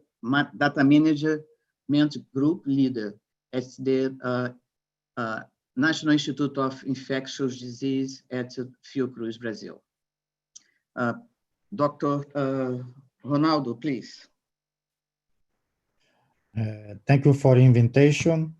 Good morning, good evening, good afternoon for everybody. I will talk about challenges to data sharing in a context of developing countries. So, data sharing advantages. It's essential to the science used in order to improve the population's health. Publicly funded science will be also publicly available. An important requisite for open science, making any scientific research more reproducible and transparent. Countries of different social and economic settings can build efforts to answer common research questions. Scientific communities may answer many complex questions in a faster mode together. Generated knowledge can be equally distributed in order to reduce social inequalities. But you also have potential problems to minimize. Some of them: misuse of data, misunderstanding of science data, low quality science, protection of research participants, communities, and researchers, and a huge asymmetry among developing countries, institutions responsible for generating data, and developed countries that generate knowledge and technology using those data. That means primary producers versus secondary producers. Next slide, please. So here we can see the general open science principles. We have open access, open data, open hardware, citizen science, open educational resources, open peer review, open notebooks, open curation, wonderful ideas and concepts. But two questions. The knowledge is generated for whom? The knowledge generated by analysis of data from developing countries benefits whom? Next slide, please. So I'll talk about developing countries' challenges and difficulties with data sharing. Limited access to research results published in scientific journals. Lack of norms and traditions for open data sharing in collaborative research. Governments treating publicly generated or publicly funded research data either as secret or as commercial commodities. Lack of data centers or digital repositories for researchers to submit their data. As not applying the principle of universality to data sharing with developing countries, the aim of reducing inequality cannot be achieved. Collect clinical protocol data and store them in international data repositories require very hard operational work, which is a time-consuming process, but not having the same opportunities and time to analyze data as developed countries' research institutions can do. Our work is consumed to overcome daily barriers to carry out study protocols with quality, and collecting data, preparing, and placing them on platforms takes a lot of our effort. Next slide, please. Analyzing data, writing papers in a foreign language, considering Brazil, for example, make us take longer time to explore our own produced data. And the reuse of this data without the need to ask for collaboration makes researchers in developed countries work much faster and use data in more detail than who researchers who actually produced it on developing countries. Data sharing is often made mandatory in order to bid for research funding without the possibility of fair agreements. At Fiocruz, we have an open science policy, and it works so that we have platform to store our data. But we understand that there is a very large asymmetry in terms of resource when compared to high-income countries. Next, please. Researchers from high-income countries, in general, are the primary authors in published papers in collaboration with researchers from developing countries. It's also not fair that data obtained from studies conducted in low-income countries can be used without the commitment of collaboration to improve skills of researchers and students from those countries. In general, research institutions in low-income countries don't have established data sharing policies, and the study-informed consent form rarely specify the condition of data sharing for authorization by the study subjects. Acknowledgement of the data source is not enough. For researchers in developing countries, publications in which they appear as primary author have a strong impact. Next, please. So let's build a less unequal world as soon as possible. So far, an utopic dream. And I would like to put a final question for all of us. How can we jointly build a common data sharing policy that allows researchers from high and low income countries to have the same conditions, increasing the autonomy of researchers from low income countries to really analyze the data they produce? Thank you very much.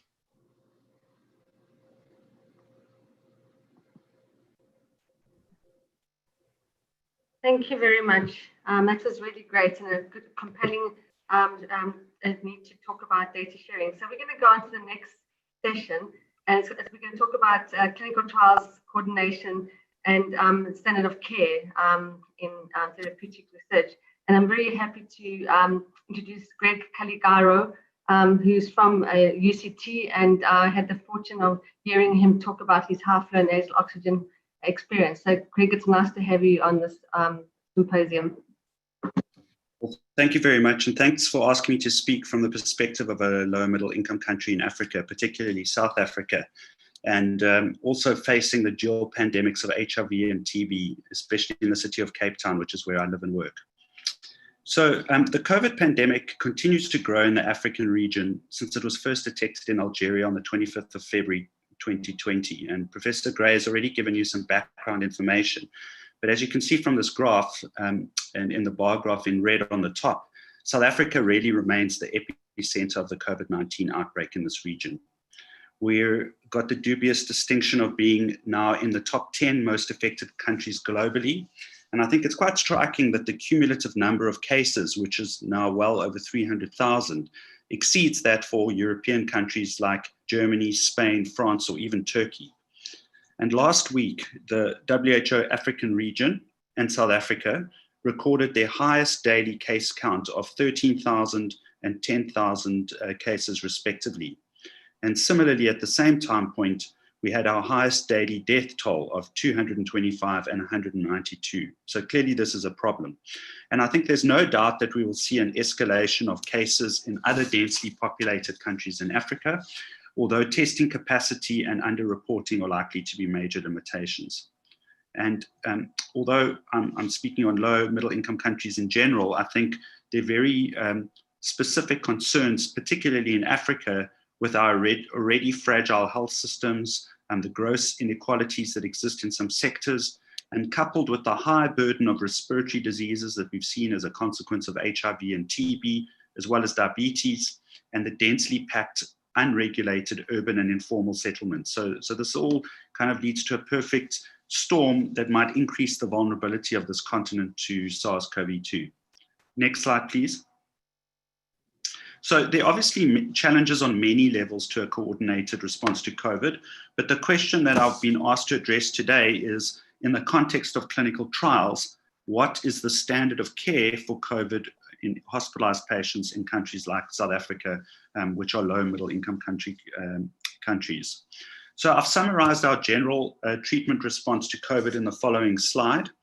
And as you can see, so if you just move one of the animations along, that although we include access to non-invasive and invasive respiratory support in this treatment algorithm, in non-urban settings, and even in some areas of the metropoles of Cape Town or Gauteng, which is the economic hub of the country, the two major cities there are Johannesburg and Pretoria, and that area on its own is responsible for 10% of the whole of Africa's GDP. But even in those urbanized settings, things like ICU beds are severely constrained.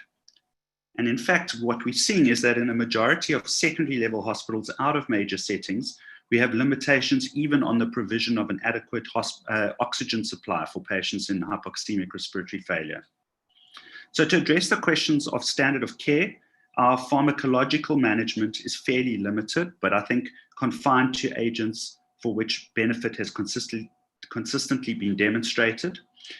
We are limited to intravenous dexamethasone, or the prednisone equivalent for patients with an oxygen requirement. And we do have access to low molecular weight heparin in patients who are on high intensity oxygen or those with an elevated D-dimer. Particularly in South Africa, oral dexamethasone is not registered. And so we've tended to favor oral prednisone. And that's really just to negate the need for intravenous access in patients who are not requiring any other form of intravenous therapy. Among our other treatments are proton pump inhibitors for gastric protection in patients who are anticoagulated and on high-dose steroids. And of course, we've seen an increase in the number of patients presenting either with new onset diabetes or diabetic ketoacidosis. And insulin is another important drug. And I think it's important to note that there are problems with the cold chain and supply of insulin outside of urban settings, particularly amongst some of our Northern African neighbors. Next slide. So despite that, I think South Africa is still an attractive place to do clinical trials on therapies for COVID. I think our advantages are that we've got extensive clinical trial experience from HIV and TB trials and quite well set up clinical research groups. The major centers have got excellent laboratory infrastructure with capacity for molecular testing, genomics, proteomics, etc. And we've got very sound ethical and regulatory authorities to govern the context of the conduct of clinical trials. Next, there are some disadvantages, of course. I think I've already mentioned that testing capacity is limited outside major centers. We have a national shortage of nurses in the clinical arena and also for research assistants. And the conduct of clinical trials comes with competing demands for PPE. And so that's something that needs to be supplied independently. Okay, so thanks for your attention. I try to stick within the 5-minute time limit, and I'm happy to take any questions in the chat room. You are a star. Valdilea, are you going to introduce the next person? My camera is off.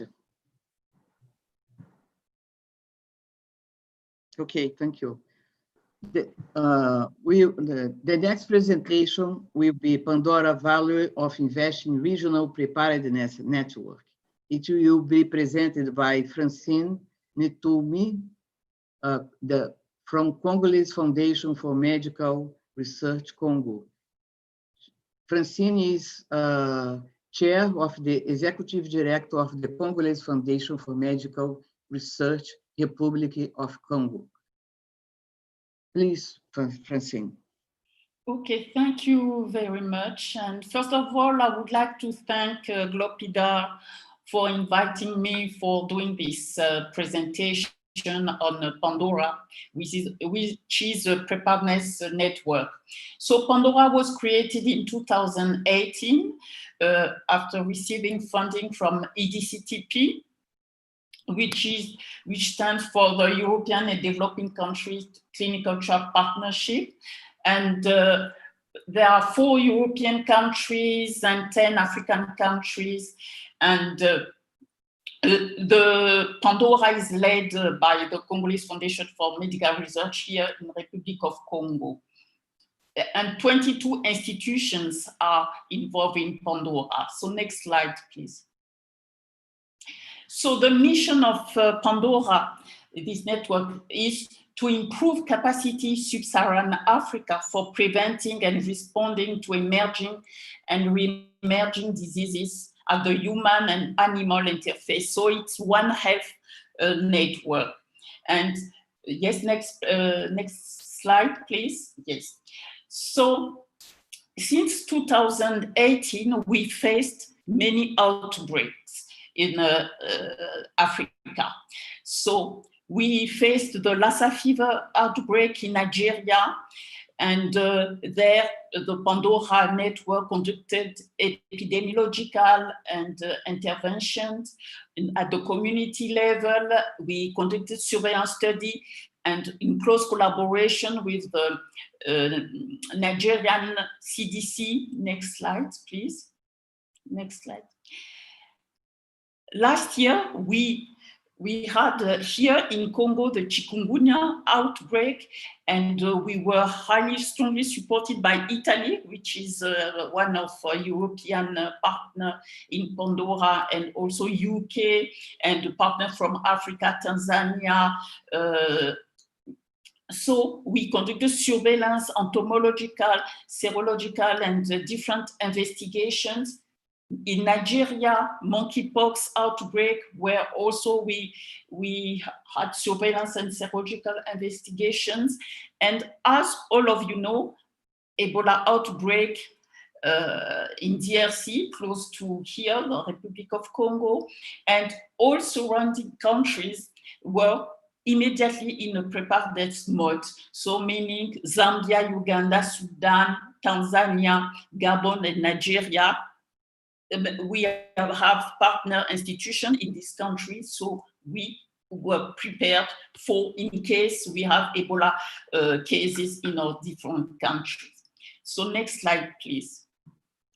So now with this year, this COVID-19 pandemic, so we know that all the countries of sub-Saharan Africa are affected by this COVID-19 disease, and all of us, we are involved in different ways in diagnostic, conducting different research activities. But what is very interesting with this diagnostic is that many of us are doing the diagnosis of the infection from the labs established by EDCTP, so during different previous programs on capacity building. So now really all our countries are seeing the benefit of being supporting through this through EDCTP, through this network, and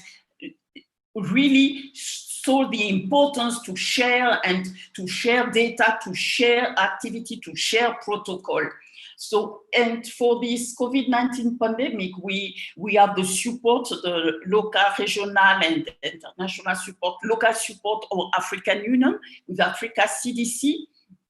Also, of course, WHO, World Health Organization, AFRO, and African Academy of Science, of course, and the Central African Regional Network, CANTAM, and also the East, South, and East, West Regional Network of Excellence as well. So next slide, please. So, to finish, the challenges, of course, of such regional network for the preparedness of infectious disease outbreak. We have many research questions to be addressed. Local transmission with COVID-19, it's not, many data are lacking, are missing. We need to work on that. The dynamics of infection, immunity.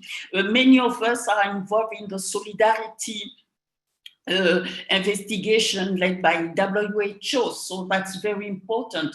And also the necessity to continue to support infrastructure, strengthening of regional, international collaboration.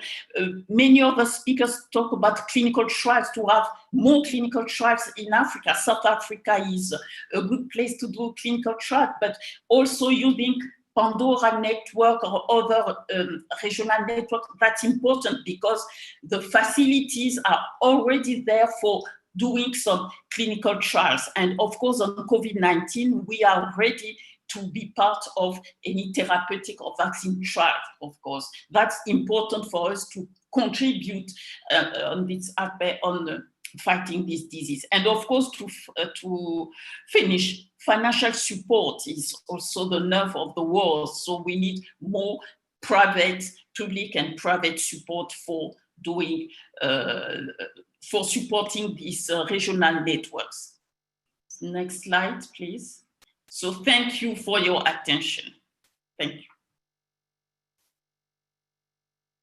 Last session, we've got three more presentations to go, and in this session we'll be talking about the challenges for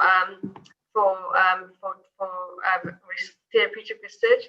And the first challenges in the first one will be on barriers encountered, and will be by Thomas Jansch from Heidelberg Institute of Global Health, Germany. Sorry if I pronounced your name wrong. Janish. Is it Janish? Thomas, are you there? If you're there, you're on mute. Hello, can you hear me? Yeah. Okay, sorry, I just didn't get myself unmuted. So, hello everybody, thanks for inviting me. Can you see my screen? Yes, we can see your screen, thank you. Okay, so this presentation is on barriers of multicentric research, and it's going to be the only presentation on barriers, and therefore allow me to make some critical remarks. So this is a situation analysis. It seems that for the most part in this pandemic, the move was to go national and subnational instead of going global. This is true for governments, funding agencies, cohorts, trials. There are now many small heterogeneous cohorts and trials in COVID-19 research all over Europe, but also globally. There seems to be this surreal competition of national entities to win the gold medal of the COVID-19 response Olympics. There seems to have been a disconnect between preclinical and clinical research. We have taken compounds into clinical trials that didn't have the best evidence base from preclinical research. And some of us have asked ourselves, where was the common European approach with regard to closure of borders, solidarity, databases, policies, standards for research. This is all going to change, I hope. So some of the major challenges I want to point out here, and these are the barriers that many of us are struggling with: how to fast track cohort research and trials, how to enhance matching lab capacity at individual sites, unless trials are only done at advanced sites. What is the best way to organize coordination given the competing priorities in terms of critical knowledge gaps versus trials and the competition between countries and research teams? And I am afraid to say now there's also competition between data sharing initiatives. So I'm coordinating the Recoded consortium that was mentioned by Guy Cochrane.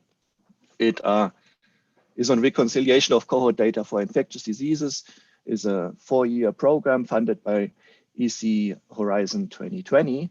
And we have just got additional funds to, or we were tasked to carry out an additional work on COVID-19 data sharing.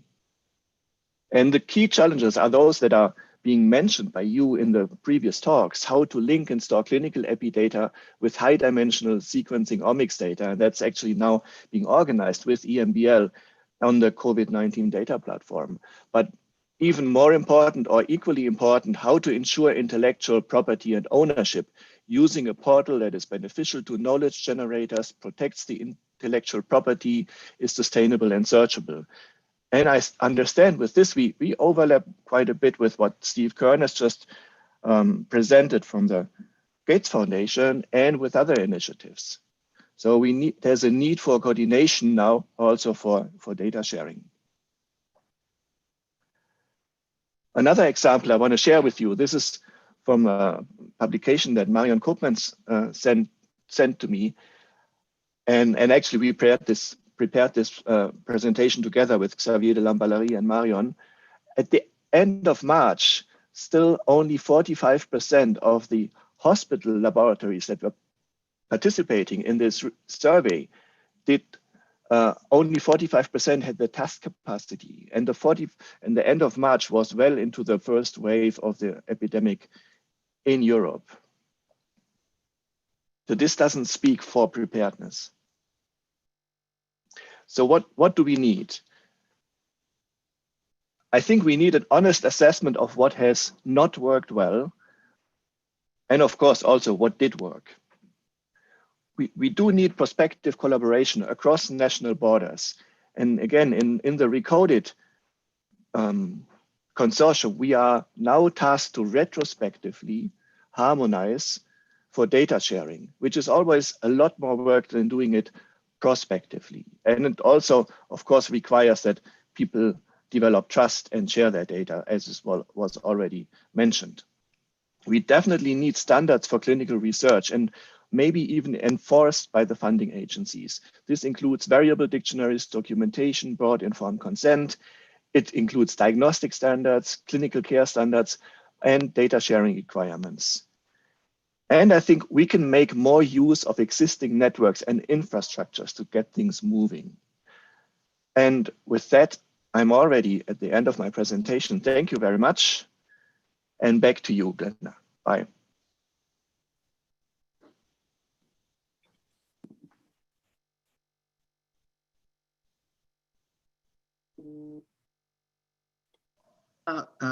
The next presentation will be on community and public involvement.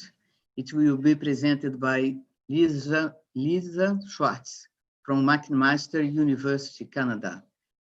She is the Arnold L. Johnson Chair in Healthcare Ethics at Master University. Please, Lisa. Thank you very much. And thank you very much for inviting me to participate here today.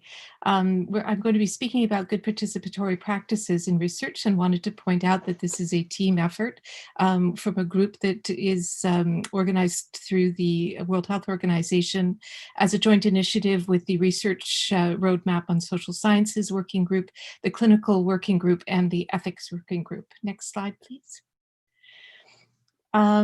So there's no doubt that that good community practices are important. And I think we've just been listening to several presentations where a plea has been made for better collaboration and better engagement. Our work is an initiative to demonstrate the importance of good participatory practices and to enable researchers to include community engagement and respectful collaborative practices with communities so that we can support successful research in the end. Next slide, please. We've seen over the years how important this is. We've seen it in various different contexts and to different sorts of extremes. Reasons include all sorts of things, including the relevance of the research to the individual outbreak, but also to the communities involved, the cultural relevance, but also the very practical issues that are part of relevance that ensure that the research will be feasible in the long run. It's important for pandemics also, or in the response to pandemics, for research to make sure that it doesn't hamper emergency public health measures, but actually ensures that it's helpful and can accelerate things. Next slide, please. But even though we've seen so many different positive benefits to community engagement and to good participatory practices, there always seem to be reasons why it just doesn't take place. In COVID, it's been even more of a concern or more difficult, partly because of the speed, the rapidity on which things have taken place. The fact that this is a new pathogen and it's not even easy to communicate about it with so much uncertainty surrounding it. But very often too, there's this problem of, we didn't get it started. Is it too late to start it now? The concern about being out of funds when it comes time to engaging with communities, because it does cost money. And in this context, again, can it be done on a global scale? Next slide, please. So we have assembled with the task force and with other groups involved some tips and some guidance as well. One of the first things that I have to point out is that planning for participatory engagement is something that has to happen as early as possible. On the one hand, I'm also telling people who sped up the process and accelerated past the point that it's never too late. And I think we can engage and continue to engage with it and start at any time. But it is really important to do it in the planning. And the funding agencies can help with this by asking questions in the proposals and on your application forms about how participatory practice and community engagement is going to take place in the studies. So I would love to see the funding agencies start asking those questions on the forms themselves as part of the preliminaries. How are you going to be involved? It's also really important to budget accordingly because, as I've said, I think we've all been there. You get started with a study, you're moving forward, and sometimes you get to the end of the study or you're even at the beginning of the study and you realize, oh my goodness, we haven't got a budget for engaging with the community and ensuring that our participation is feasible. So budget for it accordingly, make sure that the grant applications include these things. There's also lots of existing groups that people can rely on. So don't feel that it's impossible to pull together in an environment where it's not where we're social distancing and physical distancing, that it seems impossible to be able to pull together relevant groups. But the truth is that there are existing groups. Many groups have worked with them. I know REMAP-CAP, for example, has a standing committee. And these groups can be relied upon and drawn upon to ask for example, patient perspectives, community perspectives, and better engagement with local practitioners and local researchers. This means also that being inclusive and being respectful about who the stakeholders are and ensuring as far as possible that all stakeholders, and particularly those remote stakeholders who might not have access to care, are involved. Including also using media, finding local experts on the ground who can help out. And as I've said, starting early and starting anyway. Next slide. So engaging with communities respectfully is the foundation of good participatory practices. It's empowering, it's resilient, and it's going to be the basis for your successful research. Next slide. Attached here are some resources that we've already produced. There are 2 guidebooks and they're growing. We also welcome and are collecting examples and experiences that you've had that have been successful. So please get in touch if you have the chance. Thanks very much. Thank you very much. And our next session, our last talk today, as if the COVID-19 epidemic is not bad enough. We have a recorded by Johan Nates on antivirals for the next epidemic, pandemic. Please God, may that never happen.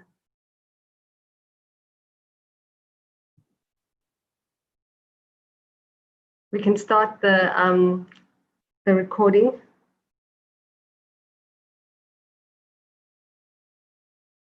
And pandemic. Is there something wrong with it?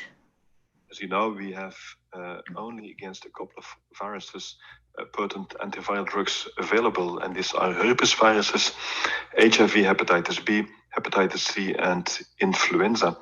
HIV, for example, can be treated with just 1 pill a day, and chronic infections with hepatitis C can even be cured in most patients after just 8 to 12 weeks of all oral therapy.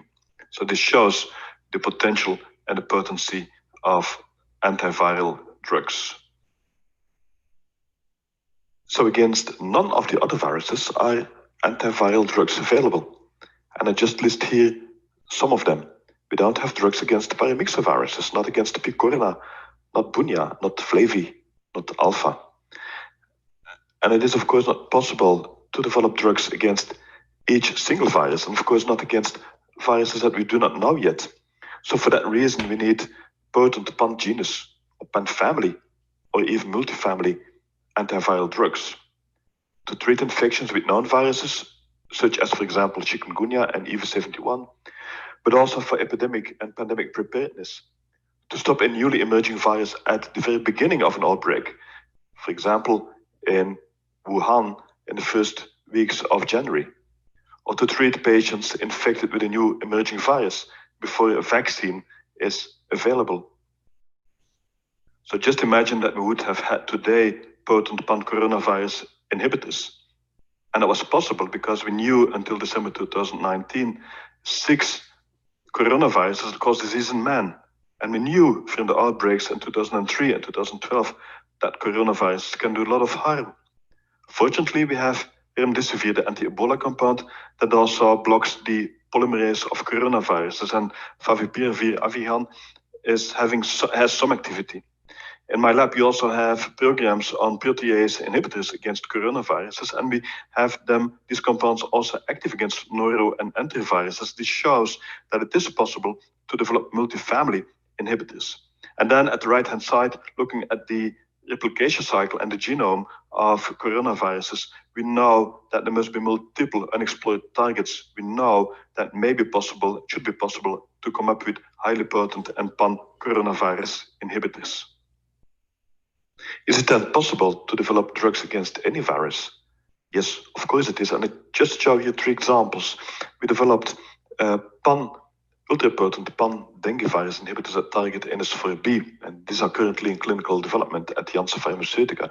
We also developed a class of ultra-potent pan-enterovirus compounds that targets the picorna helicase. And we are also developing a class of pan-alpha virus inhibitors that target the capping machinery of alpha viruses. Besides target-based drug discovery, one can also develop antivirals by using phenotypic screens and to optimize the hits towards potential drugs. And for this, you need to screen large compound libraries. In phenotypic assays, this is looking for the needle in the haystack. And to make this possible with highly pathogenic organisms, we built a fully automated lab in a box. So here you do see a view of the system. And at the right picture, you see the high content images with the blue lid and robotic arms that bring the microtiter plates to all positions. This works 24 hours a day, 7 days a week. And so far we could screen 1.1 billion compounds against SARS-CoV-2. We identified promising hits that can now be further optimized together with medicinal chemists. And just imagine that we could have started this exercise 10 years ago. So mankind should be prepared for the expected and unexpected. We can expect that new viruses will emerge. We don't know which ones. So we need highly potent and safe pan-genus and family or even multi-family antivirals that have preferably a high barrier to resistance. And for pandemic preparedness, this should have passed at least phase 1 clinical studies, be stockpiled in a sufficiently high number of doses and allow rapid upscaling of production. Antivirals will be a much needed line of defense against emerging pathogens, and the cost will only be a fraction of global military spending. To use the words of Peter Piot, there is no time to lose. Thank you.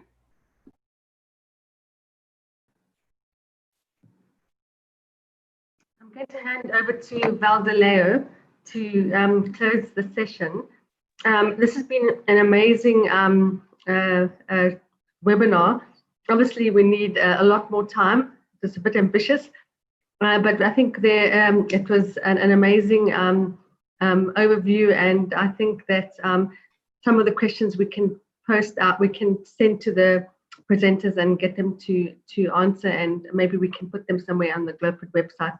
But Valdileo, I'm going to hand over to you. Yes, this was a great session. We had a very rich data presented, initiatives, and I believe that all the group, including presenters, organizers, people that are attending the meeting, is increasing the knowledge about what is going on, and probably new research ideas will come out. I think that based on what we hear in the session, we have, despite of all efforts from WHO and other agencies and funders, we still have a long way to go in order to have a better coordination of initiatives, better coordination of harmonization of data to be collected, and also to avoid so high fragmentation of small trials, overlaps on trials, in order to increase the use of our resources, both financial, personnel, time, and opportunity. We think that we should go for a better coordination among researchers. And I would like to thank you, the organizers, and we thank you also all the speakers, and so much for the opportunity to thank you so much for the opportunity to participate in this meeting. Thank you. Thank you. And we actually finished 2 minutes early, guys. Well done. Thank you. Thank you very much. So yeah, thanks very much, Valdileo and Glenda. I'm going to ask Yazdin to close the session with a few remarks. Yeah, thanks a lot, and thanks. So first of all, I wanted to thank all the speakers. I wanted to thank Valdileo and Glenda for your excellent moderation of this session. Thanks a lot for spending with us this afternoon. And I think as you said, Valdileo, I think that this session was very rich, extraordinary data, but also it really emphasized on the fact that we have to work together, and we have to join our efforts regarding of course, all the topics, but therapeutics in particular. And this is extremely important over the borders. And I think that Thomas Janish's presentation was extremely important regarding this, really pointing out what are the subjects and what are the outcomes that we need, and what are challenges that we are facing. So thanks a lot. I think it was a great session. Thanks to you. We didn't have had time for discussions, but as Glenda said, we should continue to discuss. For those of you who would be present, and I really ask you to come on Monday, on Tuesday, and on Thursday, because these webinars are going to continue. On Monday, we will have on transmission with a major issue. And with that, I will close. And I also wanted to really ask all of us to really, we cannot clap and say thanks, but really thank you to Charu. Thank you also to Claire Madeleine and to Evelyn Topoter for organizing this session. So from European Commission and from INSEM. Thanks also to Lisa, to Jason, to Abder for the technical help on this, and to all the people, organizing committee from the UK, from Wellcome Trust, from Oxford Gale, from Canada. Huge amount of work from Canada. Thanks to all. So Charu, the floor is yours for the last word. Thank you, Yazdin. You've said it all. So thanks, everybody. And I think, you know, the volume of information we heard today is a reflection of how much work there's going on. So even though we didn't get a chance to do any in-depth discussion, hopefully everybody benefited from the great geographical representation that the coordinators of the session have put together. And I see that a lot of the discussion and chat was happening. So I hope you enjoyed it. We'll see you again on Monday. Have a good weekend. Thank you. Thank you.